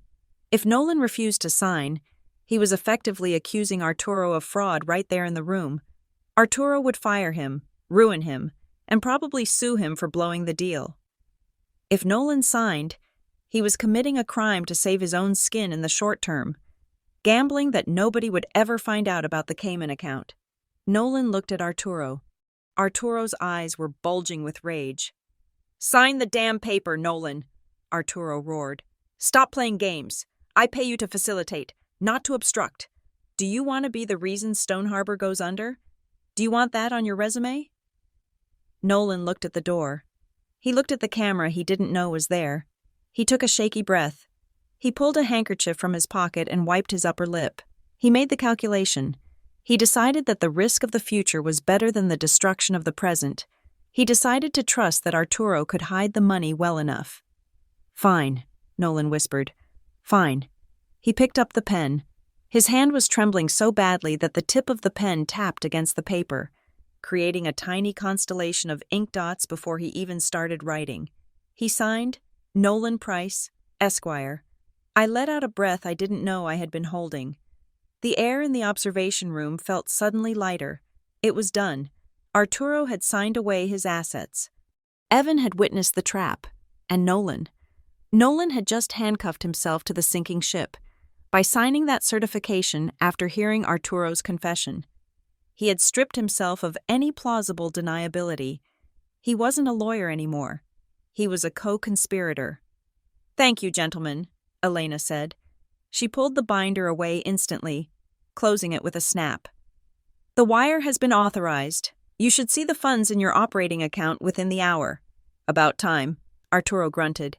Standing up and buttoning his jacket, he regained his swagger instantly. "Pleasure doing business with you, Ms. Crowley. Tell your bosses they made a smart bet. Stone Harbor is going to the moon. I will tell them exactly what happened here," Elena said. Arturo laughed, slapped Evan on the back, and headed for the door. "Come on, boys. Drinks are on me. We have a company to run." Nolan didn't stand up immediately. He stared at the spot where the binder had been. He looked like a man who had just sold his soul and realized the check might bounce. "Coming, Nolan?" Arturo called out from the doorway. "Yeah," Nolan croaked. "Coming?" They walked out. The heavy door clicked shut behind them. I stood up in the darkness. My legs felt steady, stronger than they had in years. I walked over to the connecting door and pushed it open. Elena was already packing the binder into her briefcase. She looked up as I entered. The room was cold, smelling faintly of Arturo's expensive cologne and the sour scent of Nolan's fear. "Did we get it?" Elena asked. Though she knew the answer, I walked to the table. I looked at the empty chairs where my father, my ex-lover, and my enemy had sat. They had walked in as masters of the universe. They had walked out as dead men walking. "We got everything," I said, glancing at the camera lens that was still blinking with a red recording light. "We have the confession on tape. We have the signatures on paper. And we have the lawyer's certification of a lie." I looked at the clock. It was 4:55. "Release the wire," I said. Elena paused. "You want to give them the money?" "Give it to them," I said. "Let him feel the victory. Let him transfer the 500,000 to the Caymans. Let him dig the hole so deep that he can never climb out. The money is just the bait. Elena, we don't pull the line when the fish bites. We pull the line when the hook is in the gut." "Understood," Elena said. She tapped a command on her tablet. "Funds released. Now," I said, walking to the window to watch the city lights one last time. "We wait for the breach. As soon as that money moves to the offshore account, we move." I touched the glass. 7 years ago, I had nothing. Today, I owned their debt, their secrets, and their future. "Part 1 is complete," I whispered. "Now comes the foreclosure." I turned off the lights in the conference room, leaving Ashwick Tower in darkness, save for the blinking red eye of the camera, which had seen everything. The self-incrimination was complete. The countdown had begun. The heavy door connecting the observation room to the conference suite did not creak. It swung open with the silent precision of a bank vault. I stepped through the threshold. 7 years ago. I had walked away from Arturo Jimenez wearing a coat that was 2 sizes too small, shivering against the Wisconsin wind, carrying nothing but a box of debt and a broken heart. I had walked with my head down, protecting my stomach, trying to make myself invisible. Today, I walked in with my head high. I was wearing a bespoke black suit that cost more than the tuition for the college degree he had told me I would never finish. My heels clicked against the marble floor, sharp, rhythmic strikes that sounded like the ticking of a clock running out of time. I wasn't the girl who had begged for a roof over her head. I was the roof, I was the walls, and I was the one holding the demolition permit. Arturo was the first to turn. He was halfway to the exit, his hand already reaching for the brass handle. A triumphant grin plastered on his face. When he saw me, the grin didn't disappear immediately. It froze, caught in a grotesque half-life between victory and confusion. He blinked. Once, twice, as if his brain was rejecting the visual data it was receiving. "Barbara?" he said. The word came out more like a cough than a name. He squinted at me, looking for the terrified girl he remembered. He didn't find her. He looked at my suit, at the way I stood in the center of the room. Not near the door. Not in the corner, but in the center, occupying the space like I owned it. "Hello, Father," I said. My voice was calm. It wasn't the shaky whisper of a daughter pleading for mercy. It was the level, modulated tone of a CEO addressing a subordinate. "What are you doing here?" Arturo asked, his voice rising in irritation. He looked past me, scanning the room for a security guard or a secretary. "Did you follow us? How did you get past the lobby? Look, Barbara, I am in the middle of a very high-level meeting. I don't have time for your drama or your requests for money. I just closed a deal." He turned to Elena Crowley, gesturing at me with a dismissive wave of his hand. "Ms. Crowley, I apologize. This is a family matter. My estranged daughter, she has a habit of showing up when she smells cash. I will have her removed." Elena didn't move. She didn't look at Arturo. She looked at me. And then she did something that made the air in the room drop 10 degrees. She stepped back. She closed her laptop, picked up her files, and moved to stand behind my right shoulder. It was a subtle shift, a movement of inches. But the message was louder than a scream. She wasn't standing with the client. She was standing with the boss. "Ms. Crowley takes her orders from me.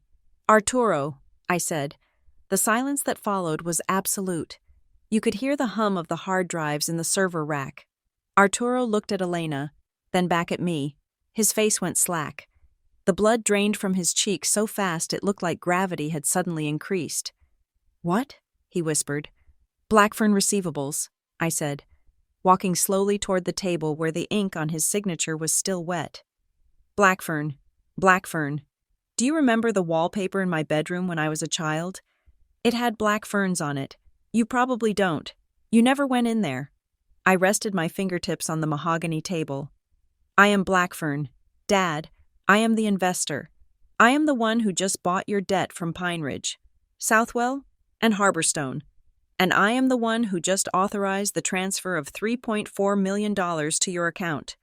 "No," Arturo stammered, backing away until his legs hit the edge of a chair. "No, that is impossible. You are a waitress. You are nothing. You are a liability." "I was a liability," I corrected him. "Now, I am your primary creditor, which means, technically speaking, I own you." Evan Rourke shot up from his chair. His face was a mask of panic and misplaced aggression. He looked at me, then at Arturo, trying to figure out which sinking ship to cling to. "Barbara, this is illegal," Evan shouted, pointing a shaking finger at me. "You can't do this. You can't mislead us. This is entrapment. We signed those papers under false pretenses." I turned my gaze to Evan. It was the first time I had looked him in the eye in 7 years. I didn't feel love. I didn't feel hate. I felt the same way I felt when I looked at a cockroach scurrying across a kitchen floor. Mild disgust and a desire to sanitize the area. "Sit down, Evan," I said. "You are witnessing a foreclosure, not a debate." "This is insane," Nolan Price muttered, wiping sweat from his forehead. He looked like he was about to vomit. "This is a conflict of interest. You can't be the debt holder and the daughter," I finished for him. "There is no law against a daughter buying her father's bad debt. Nolan, in fact, some might call it an act of charity. I am keeping it in the family." I picked up a manila envelope that had been resting on the sideboard. I tossed it onto the table. It slid across the polished wood and stopped right in front of Arturo. "But we are not here to talk about family reunions," I said. "We are here to talk about collateral." Arturo stared at the envelope. "What is this?" "Open it," I commanded. He didn't move. His hands were shaking too hard. So I reached over and flipped the envelope open myself. I pulled out 3 high-resolution photographs and spread them out like tarot cards. The first photo showed a large, muddy construction yard in West Allis. It was the main storage facility for Stone Harbor Contracting. The second photo was a close-up of the equipment bays. The third photo showed the bays were empty. Section 4. Paragraph 2 of the agreement you just signed, I recited from memory. The borrower warrants that all pledged collateral, specifically the heavy machinery listed in Schedule B, is free of liens and currently in the possession of the borrower. I tapped the photo of the empty yard. These photos were taken 3 hours ago. Dad, I said, where are the excavators? Where are the bulldozers? Where is the fleet that you just pledged to me as security for this $3 million loan? Arturo swallowed hard. They are on a job site. In Madison. We moved them this morning. Lie, I said calmly. We checked the Madison site. Empty. We checked your secondary lot. Empty. The truth is, Apex Leasing repossessed that equipment 6 weeks ago because you haven't made a payment in a year. You don't own that machinery. Arturo, you don't even lease it anymore. You pledged ghost assets. You just signed a federal lending document declaring you owned property that you do not have. I leaned in closer. That is not a business mistake. That is bank fraud. And since the funds were wired across state lines, it is wire fraud. And since you did it to secure a loan from a registered financial entity, it is a felony carrying a sentence of up to 30 years. Nolan Price let out a small, strangled whimper. He knew. He realized that by certifying the deal, he had just become an accessory to a felony. But wait, I said, my voice dropping to a whisper. There is more. I pulled out a second document. It was a screenshot of the banking portal for Stone Harbor Contracting. Elena, I said, what is the status of the transfer? Funds were received by the Stone Harbor operating account at 4:58 p.m., Elena reported, checking her tablet. And, I asked, looking directly at Arturo, what happened at 4:59 p.m.? Elena tapped the screen. An automatic trigger was activated. The borrower attempted to initiate a wire transfer of $500,000 to an offshore account in the Cayman Islands, routing number ending in 772. This action triggered the covenant regarding misuse of funds. Arturo's eyes bulged. You were watching the account? We are the lender. Dad, I said, we have viewing rights, and the moment you tried to move that money to your private piggy bank, just like you said you would on the tape, you violated the default clause. So, Elena said, stepping forward, we have invoked the acceleration clause. As of 1 minute ago, the entire loan, $3.4 million, is due immediately. Additionally, we have filed for an emergency freeze on all associated accounts to prevent capital flight. Arturo pulled his phone out of his pocket. He tapped the screen frantically. He opened his banking app. I watched his face as the notification popped up. It was a beautiful moment. The color drained away completely, leaving him looking like a wax figure melting under heat. Access denied, he read, his voice trembling.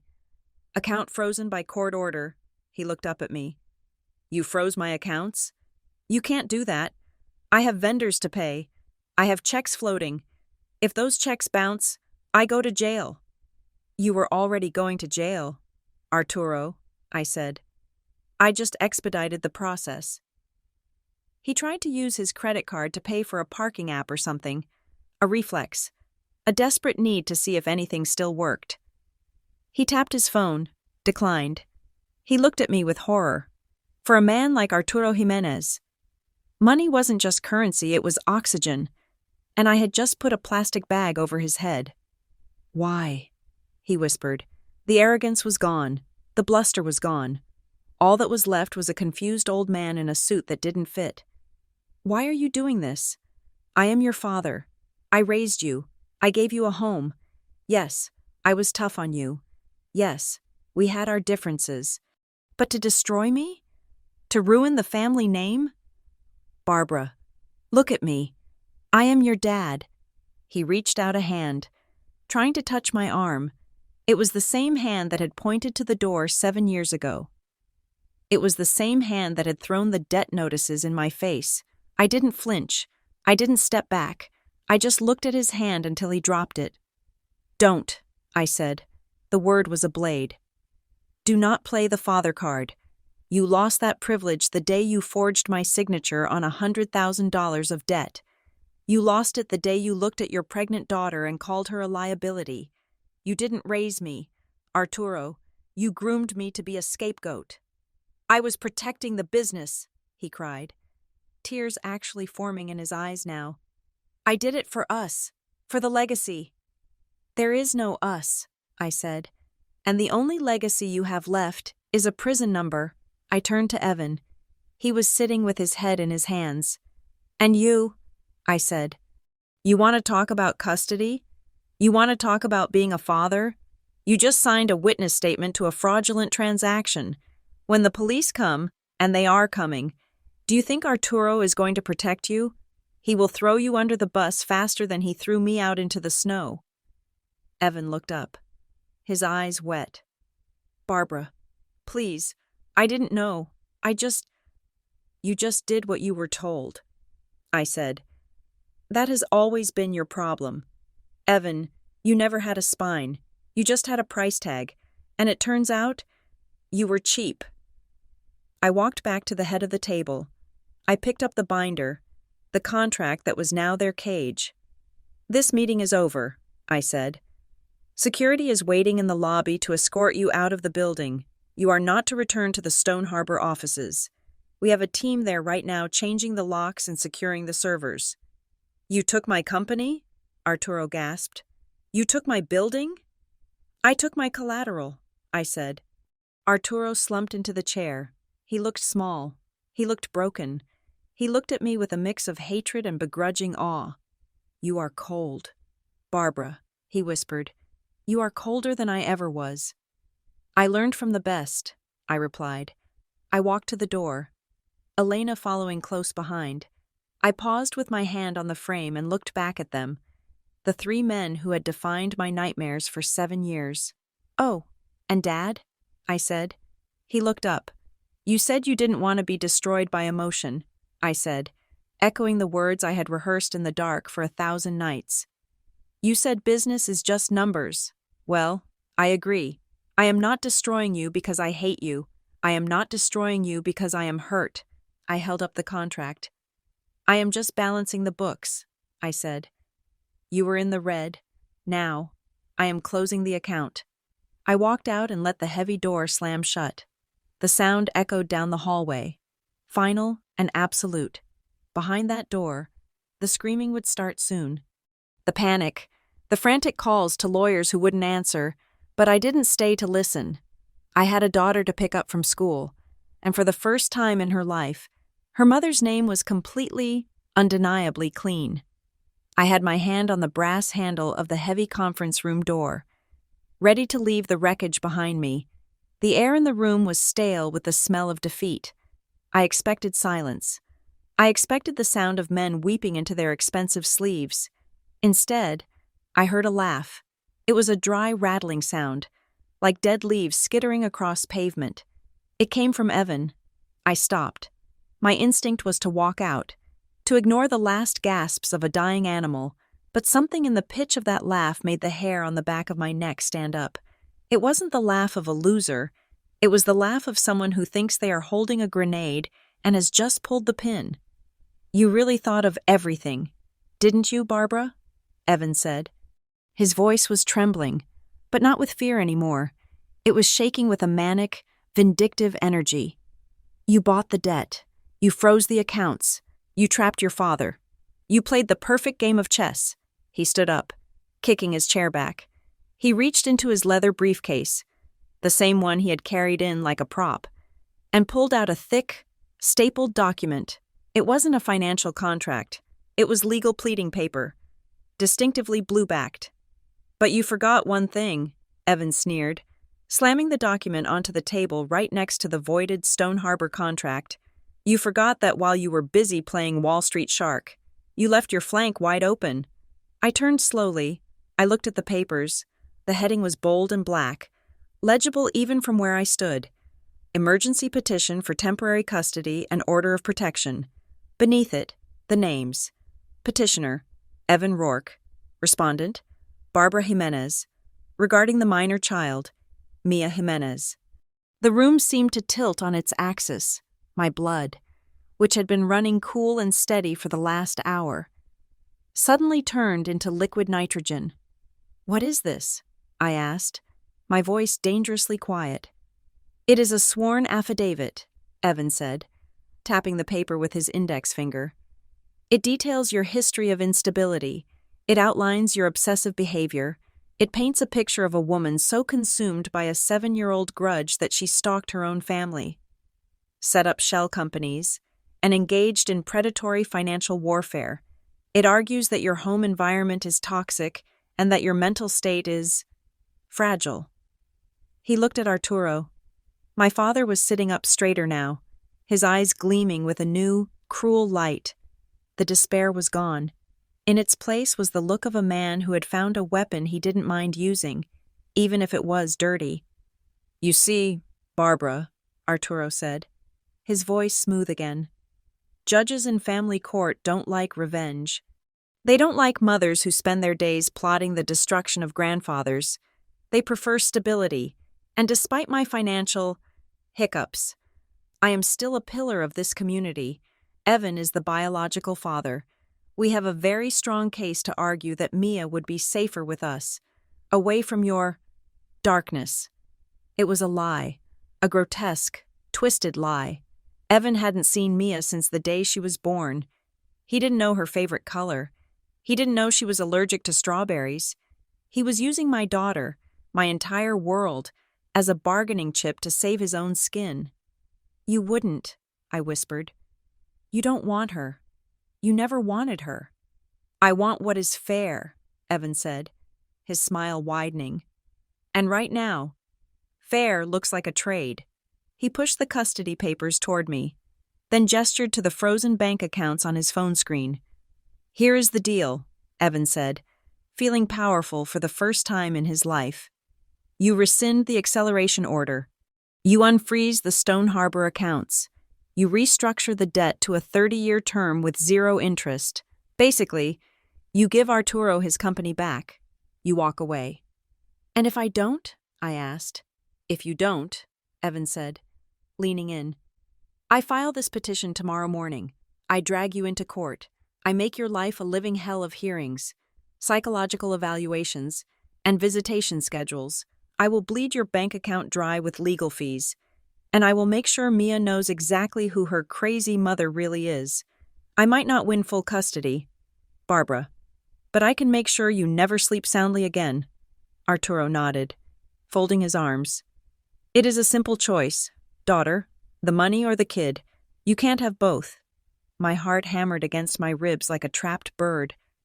For a split second, I felt the old panic rising, the fear of the 19-year-old girl who had been powerless against them. They were attacking the one thing I couldn't calculate on a spreadsheet. They were threatening to tear my heart out. I looked at Evan. I looked at his smug, victorious face, and then the fog cleared. I remembered who I was. I wasn't the victim anymore. I was the one who had done the homework. "That is a very impressive document, Evan," I said. Walking back toward the table, my heels clicked softly. "Who drafted it for you?" "It certainly wasn't Nolan. He's a corporate attorney. He doesn't know family law." "I hired a specialist," Evan bragged. "Top tier, expensive. We are ready for war." "A specialist," I repeated. "Lawyers like that, they usually require a retainer, don't they? A significant one. $5,000? $10,000? $15,000, Evan said, puffing out his chest. "Paid up front. So don't think you can outspend me."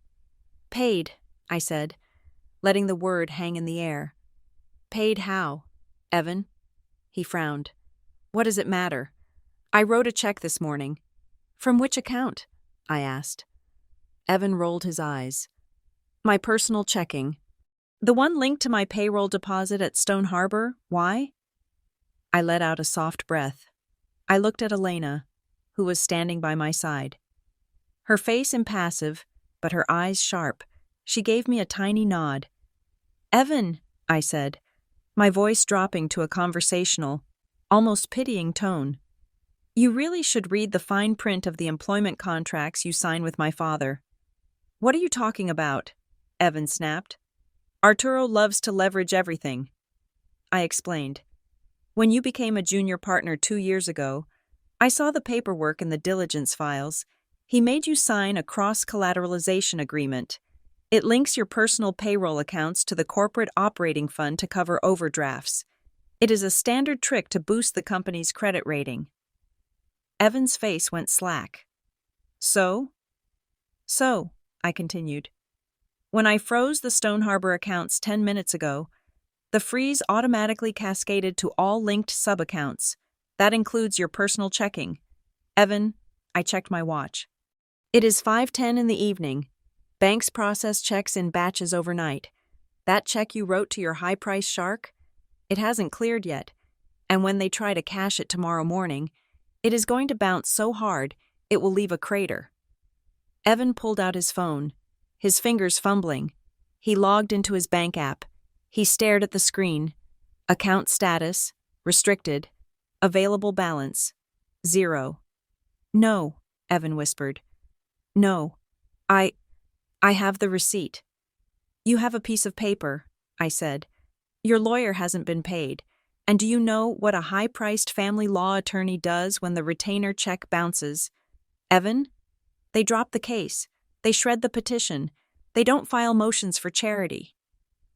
I stepped closer to him. You don't have a weapon. Evan, you are holding a blank gun. Evan looked at the custody papers, then at his phone, then at me. The smugness evaporated, replaced by the terrified realization that he was broke and defenseless. Nolan, Evan shouted, turning to the lawyer who was still slumped in his chair. Do something! Fix this! File the petition yourself. You are a lawyer, aren't you? Nolan Price looked up. He was pale, sweating, and looked like he had aged 10 years in the last hour. He opened his mouth to speak, perhaps to try one last desperate bluff, to argue that he could file an injunction, but before he could make a sound, a buzzing noise vibrated against the table. It was Nolan's phone. He looked at the screen. The caller ID was a number he knew well. It was the private line of the vice president of lending at Liberty Keystone Bank. Nolan hesitated. Answer it, Nolan, I said softly. It would be rude to ignore your creditor. Nolan's eyes widened. He looked at me, confusion warring with fear. He picked up the phone with a trembling hand. This is Nolan Price, he croaked. He listened. I could hear the tinny voice on the other end, speaking fast and urgent. What? Nolan said, his voice rising an octave. What do you mean, sold? I have a relationship with Liberty. You can't just sell the note without notice? He listened again.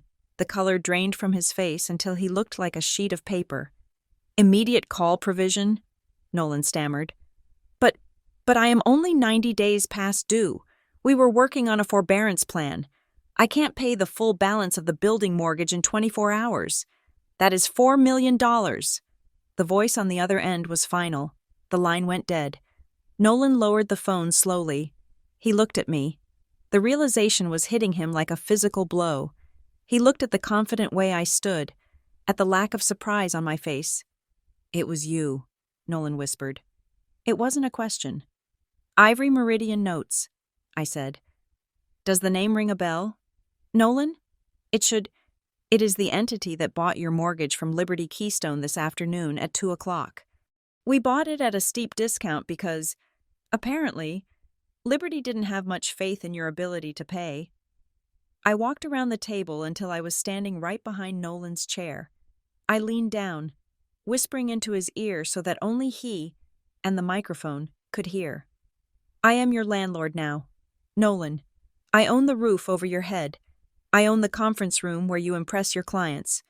And because I now hold the note, I have the right to audit your practice to ensure the security of my collateral. I stood up and looked him in the eye. And if I were to audit you, I said, and I found that you had just signed a false certification of counsel regarding a fraudulent wire transfer, well, I would have to report that to the Bar Association and to the district attorney. You would lose your license. You would lose your building. You would go to prison for perjury and fraud. Nolan couldn't breathe. He was hyperventilating. He looked at Arturo, who was watching this dismantling with his mouth open. He looked at Evan, who was useless. However, I said, Ivory Meridian is a reasonable company. We might be willing to delay the foreclosure. We might be willing to work out a payment plan. But we don't do business with lawyers who engage in unethical harassment suits against our other interests. I pointed at the custody papers Evan was clutching.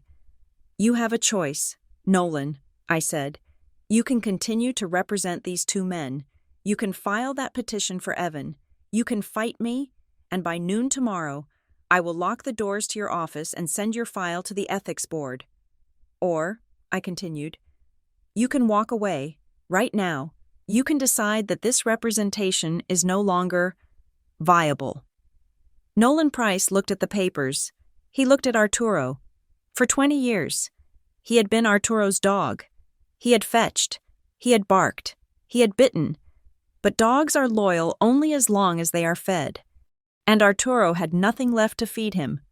Nolan stood up. He buttoned his jacket. His hands were shaking, but his decision was made. Nolan? Arturo asked, his voice cracking. What are you doing? Nolan didn't look at Arturo. He looked at Evan. I am withdrawing as counsel, Nolan said. His voice was flat. Effective immediately. I cannot represent you in the custody matter. I cannot represent Stone Harbor in the restructuring. I have a conflict. You can't leave us, Evan screamed. We have a deal. We have nothing, Nolan shouted back, snapping for the first time.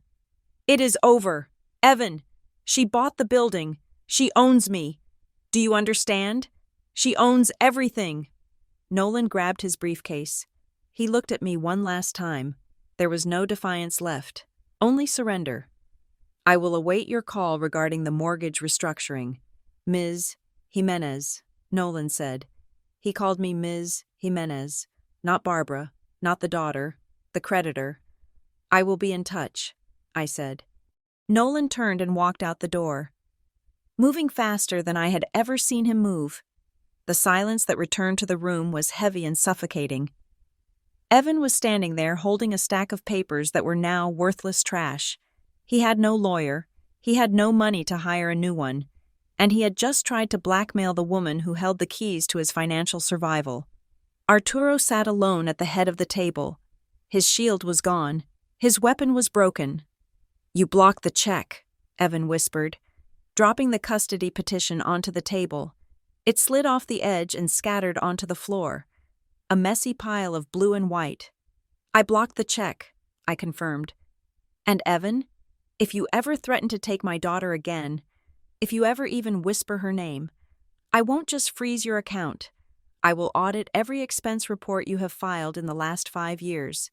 I will find every steak dinner, every strip club visit you charged to the company, and I will hand it to the IRS.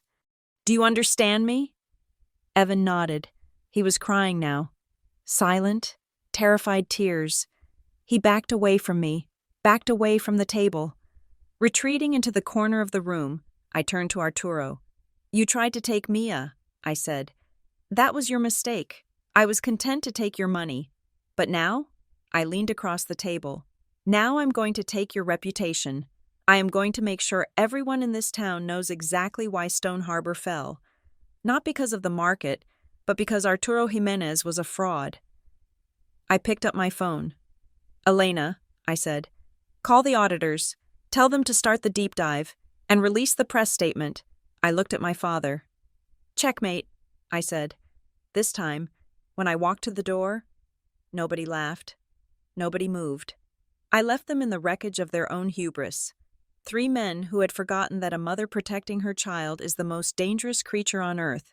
The collapse of a kingdom does not sound like a cannon blast. It sounds like a phone ringing in an empty room. It sounds like a fax machine spitting out a cancellation notice. It sounds like the quiet shuffle of papers as a lawyer packs his briefcase and walks away from a client who has become toxic. When Nolan Price walked out of that conference room, he did not just leave a vacancy at the table. He pulled the linchpin out of Evan Rourke's entire legal strategy. Without Nolan's signature and his firm's letterhead, the emergency petition Evan had threatened me with was nothing but a stack of expensive paper full of unproven allegations. The fallout was immediate and bureaucratic. The next morning, the family court clerk reviewed the filing, without a reputable counsel attached. And with the retainer check bouncing higher than a rubber ball due to the frozen accounts, the judge refused to grant the ex parte emergency order. Instead of a swift gavel strike giving Evan temporary custody, the court ordered a full evidentiary hearing to take place in 30 days. That was the opening I needed. I didn't wait for the hearing. I went on the offensive, but I did it the right way. I did it by the book. My lawyer, Elena, filed a counter-motion regarding character fitness. We didn't use hearsay. We used the gift box. We submitted forensic copies of the documents I had presented to my father 7 years ago. The credit card applications, the heavy equipment leases, the personal guarantees, all of them bore the name Barbara Jimenez. But the handwriting analysis confirmed they were signed by Arturo Jimenez, often with Evan Rourke acting as the witness. We painted a picture not of a volatile mother, but of a family of financial predators who viewed their female relatives as disposable assets. When the judge saw the timeline, that these frauds occurred while I was a teenager living under their roof, the narrative shifted instantly. Evan wasn't a concerned father trying to save his child. He was a co-conspirator trying to silence a victim. While the legal battle over Mia turned into a rout, the physical world of Stone Harbor contracting was disintegrating. News in the construction industry travels faster than a brush fire. The moment we filed the lien against the Stone Harbor accounts, the freeze signal went out to the credit bureaus. It popped up on the terminals of every supplier in the tri-state area. On Tuesday morning, 3 flatbed trucks loaded with high-grade lumber were scheduled to deliver to Arturo's flagship project, the Westside luxury condos. I was told by my field observers that the trucks got within 2 blocks of the site. Then, the drivers got a call from their dispatchers. The credit check had failed. The accounts were locked. The drivers turned those massive trucks around and drove away. By noon on Tuesday, the job site was silent. There is nothing more haunting than a construction site with no noise, no jackhammers, no shouting foremen, no beeping reverse alarms, just the wind whistling through the steel skeletons of unfinished buildings. The subcontractors, the electricians, the plumbers, the drywallers, packed up their tools and left. They knew the signs. They knew that when the materials stopped coming, the paychecks stopped clearing, then came the calls from the clients. Arturo's biggest contract was with the Regional Development Council. They were building a new municipal center, a project worth $20 million. It was the jewel in Arturo's crown, the thing that fed his ego. But government contracts have strict clauses regarding vendor solvency. When the news broke that Stone Harbor's operating accounts were frozen due to a lender dispute and allegations of fraud, the council didn't hesitate. They demanded an immediate audit. This was the death blow. My forensic accountants, led by Elena, handed over the data we had legally acquired during the takeover. We showed the council the books. We showed them the ghost invoices, bills for materials that were never ordered, payments to consulting firms that didn't exist, and the circular transfers used to inflate cash flow reports. We showed them that Arturo had been using the deposit money from the municipal project to pay the interest on his personal debts. He was robbing the taxpayers to pay for his country club lifestyle. On Thursday afternoon, the council held an emergency session. They voted unanimously to terminate the contract with Stone Harbor Contracting, citing material breach and unacceptable financial risk. They didn't just fire him, they blacklisted him. The headline in the local business journal the next morning was brutal. It didn't call him a visionary, it called him a liability. Arturo Jimenez, the man who had spent 40 years polishing his name until it shone like gold, watched it turn to rust in less than 48 hours. In the midst of this avalanche, Evan Rourke tried to find a way out. He realized too late that he had bet on a horse that had already broken its leg. He had no job, because the company was defunct.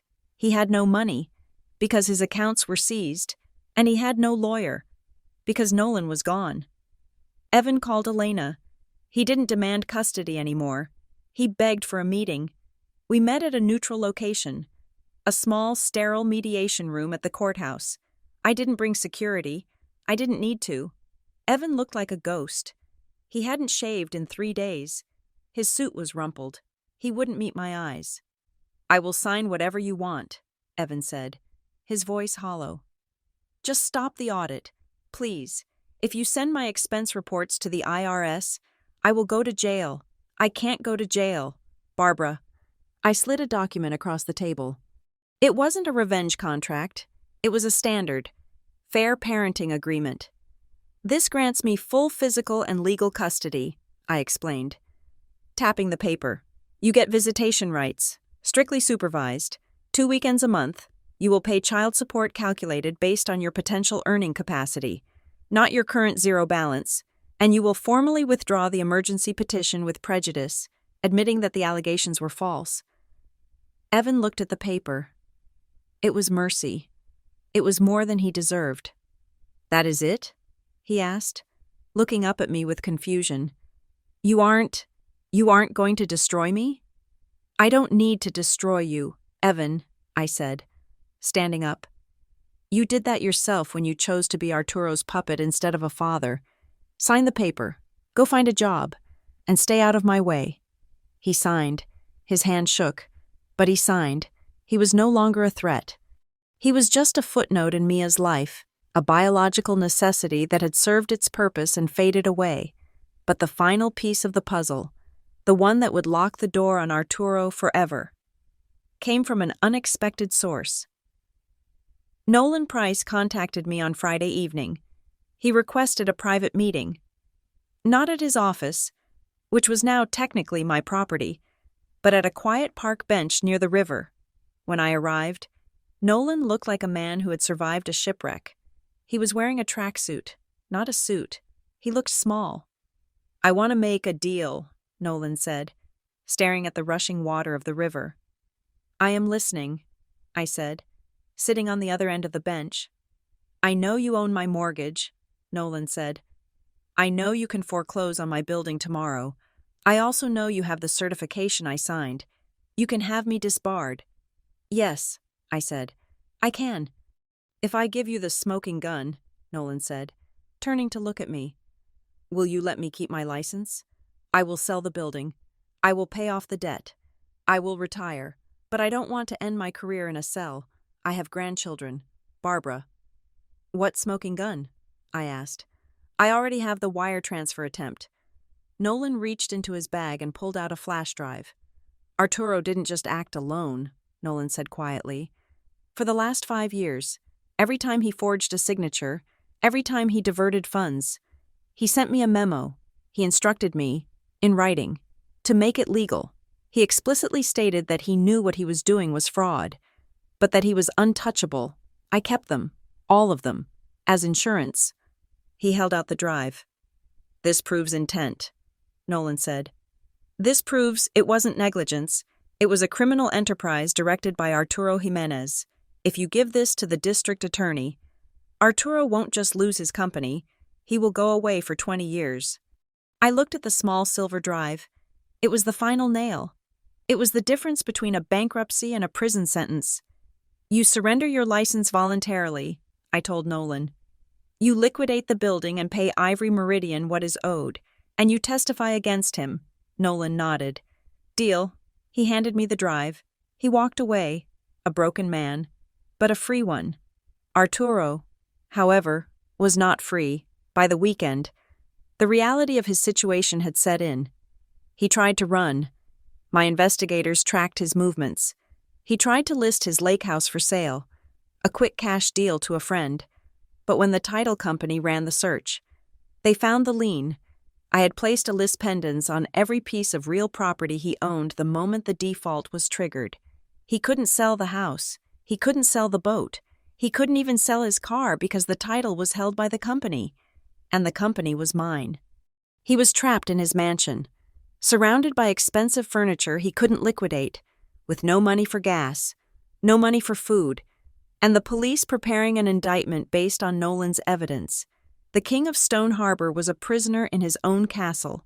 On Monday morning, 7 days after I had walked into that conference room, I parked my car in front of Mia's elementary school. It was a modest sedan, reliable and paid for in cash. I watched the other parents dropping off their kids. They were rushing to work, worrying about bills, living their normal, chaotic lives. I felt a strange sense of calm. The storm was over. I wasn't the scared girl anymore. I wasn't the liability. I was the woman who had cleaned the ledger. I had taken the chaos that my father had thrown into my life, and I had organized it, structured it, and filed it away. Mia hopped out of the car, her pink backpack bouncing against her shoulders. She turned and waved at me, her smile bright and unburdened. She didn't know about the shell companies. She didn't know about the liens or the wire fraud or the destruction of her grandfather's empire. She just knew that her mom was there. "Have a good day, sweetie," I called out. "Bye, Mom," she yelled back, running toward her friends. I sat in the car for a moment, listening to the hum of the engine. I thought about popping a bottle of champagne. I thought about driving past Arturo's house to gloat. But I didn't want to.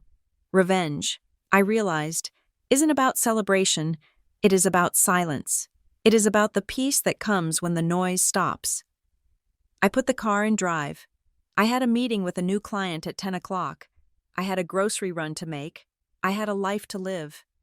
"I'm done living in the storm," I whispered to myself in the quiet car. I am not living in the storm anymore. I merged into traffic, just another face in the crowd, leaving the ruins of the Jimenez legacy in my rearview mirror, shrinking smaller and smaller until they were gone. The end of a war is rarely loud. In the movies, there are explosions and grand speeches given on top of burning rubble, in the world of high-stakes corporate litigation. The end is the sound of a pen scratching against paper in a room that smells of floor wax and stale coffee. We gathered for the final time in a mediation suite on the ground floor of the district courthouse. It was a windowless room, chosen deliberately to strip the proceedings of any grandeur. There was no view of the skyline for Arturo to posture against. There were no leather chairs for Evan to sink into. There was just a laminate table, fluorescent lights that hummed with a headache-inducing frequency, and the weight of 7 years of lies sitting between us. Arturo Jimenez sat across from me. In the week since the accounts were frozen and the city contract was canceled, he had aged 20 years. His suit, usually immaculate, looked tired. The collar was unstarched. His hair, always dyed a defiant jet black, showed roots of stark white that he hadn't bothered to touch up. He didn't look like a titan of industry anymore. He looked like a man waiting for a bus that had already left the station. Elena Crowley sat beside me, her posture perfect, her hands folded on top of the final settlement agreement. She didn't look at Arturo with pity or malice. To her, he was just an equation that needed to be balanced. "We are here to finalize the dissolution of the debt and the restructuring of the liability," Elena began, her voice cutting through the silence. "The terms have been drafted in accordance with the evidence provided by Mr. Price and the forensic audit conducted by the city." She slid a document toward Arturo. It wasn't a thick binder this time. It was a single, terrifyingly simple agreement. "Option A," Elena said, holding up a finger. "We proceed to trial. We introduce the wire transfer records, the ghost invoices, and the testimony regarding the forged personal guarantees. The district attorney is already drafting an indictment for bank fraud and identity theft. If we go this route, we will seek maximum damages, punitive restitution, and we will support the state's case for a custodial sentence." Arturo flinched. The word prison hung in the air, unspoken but heavy. "Option B," Elena continued. "You sign this admission of guilt. You acknowledge that you knowingly and willfully misappropriated the identity of Barbara Jimenez for financial gain. You agree to the complete liquidation of Stone Harbor Contracting to satisfy the creditors, primarily Blackfern receivables. In exchange, we agree to a civil settlement that creates a repayment plan for the remaining balance, keeping the matter out of the criminal courts. Provided you surrender all executive control immediately." Arturo looked at the paper. His hands were resting on the table, clenched into fists. He looked up at me, his eyes searching for something, a spark of the daughter he used to know. a shred of the guilt he used to manipulate. "Barbara," he said, his voice raspy, "you are asking me to sign a confession. You are asking me to admit to the world that I am a thief. I built this name. I built this town. Does that mean nothing to you?" He was trying to play the victim card one last time. He was trying to summon the ghost of the benevolent patriarch, the man who sacrificed everything for his ungrateful children, but the audience had left the theater. "The name is already gone, Dad," I said quietly. "The city took it when they canceled the contract. The suppliers took it when they pulled the trucks. All that is left is the truth. You didn't build a legacy. You built a Ponzi scheme and used my credit score as the foundation." "I did it for you," Arturo snapped, a flash of his old anger returning. "I wanted to leave you something. I wanted Stone Harbor to be yours one day." "No," I corrected him. "You wanted to leave me the debt. You wanted to leave me the cleanup. You used me as a disposal unit for your mistakes. And now, I am just taking out the trash." Arturo looked at Evan, who was sitting at the far end of the table, staring at his shoes. Evan was silent. He had learned his lesson. He knew that any word he spoke would just cost him money he didn't have. Arturo looked back at me. "I can't sign this. If I sign this, I admit I am a fraud. I will be ruined." "You are already ruined," I said. "This is just the difference between being ruined in a condo and being ruined in a cell." He hesitated. He picked up the pen, then put it down. He looked at Nolan Price, who was sitting quietly next to the door. Nolan wasn't sitting with Arturo. He was sitting alone, a man on an island. "Nolan," Arturo pleaded, Tell her this is duress. Tell her we can fight the intent charge. You wrote the memos. You told me how to structure the loans." Nolan didn't look up. He opened his own briefcase and pulled out a separate document. "I can't help you, Arturo," Nolan said softly. "What?" Arturo whispered. "I have reached my own agreement with Ms. Jimenez," Nolan said, his voice flat and dead. "I have provided her counsel with the internal correspondence from the last 5 years. The emails where you explicitly instructed me to bypass the verification protocols. The notes where you told me to make it legal, even when you knew the assets didn't exist." Arturo's jaw dropped. "You gave her the files? You violated privilege?" "Privilege doesn't cover the commission of a crime, Arturo," Nolan said, finally looking the older man in the eye. "And I am not going to prison for you. I have signed a consent agreement with the Bar Association. I am surrendering my license. I am accepting a suspension and a fine for professional misconduct. My career is over. But I am not going to be a co-defendant in your fraud trial." This was the final twist, the knife in the back that Arturo never saw coming. He had assumed that Nolan was bound to him by greed and fear. He hadn't realized that fear is a powerful motivator for betrayal, too. Nolan had saved himself by handing Arturo to the executioner. Arturo looked from Nolan to me. He realized he was completely alone. The lawyer he owned, the daughter he discarded, the surrogate son he manipulated. Everyone had turned. The walls were not just closing in, they had already crushed him. He picked up the pen again. His hand trembled violently. It wasn't the bold, arrogant signature of the man who had signed the loan documents a week ago. It was the shaky scrawl of a defeated old man. He scrawled his name, Arturo Jimenez. He pushed the paper away as if it burned him. "Are you happy?" he spat at me. "I am not happy," I said, taking the document and handing it to Elena. "I am relieved. There is a difference." Elena didn't waste a second.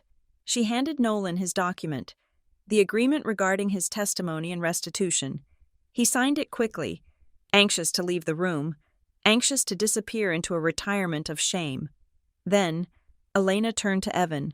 "Mr. Rourke," she said, "the parenting agreement." Evan didn't fight. The fight had been knocked out of him when his bank account hit 0. He signed the custody papers. He agreed to the support schedule, which was modest but enforceable. He agreed to the visitation rules. He agreed that he had no legal claim to challenge my fitness as a mother. "It is done," Elena said, gathering the papers into a neat stack. The sound of the papers shuffling was the only noise in the room. We walked out of the mediation suite and into the hallway. The fluorescent lights buzzed overhead. It was over. The legal war was finished. Now came the physical dismantling. In the weeks that followed, the carcass of Stone Harbor Contracting was picked clean. The auction was held on a rainy Tuesday. I stood in the back of the crowd, wearing a raincoat, watching as strangers bid on the remnants of my father's life. The trucks went first, then the excavators, then the office furniture. I watched a man buy Arturo's massive mahogany desk, the one he had sat behind when he fired me, for $300. It was just wood. It held no magic. When the intellectual property and the remaining valid contracts came up for bid, the room went quiet. These were the only parts of the business that had real value, the actual work, not the bluster. I raised my paddle. I didn't buy them as Blackfern.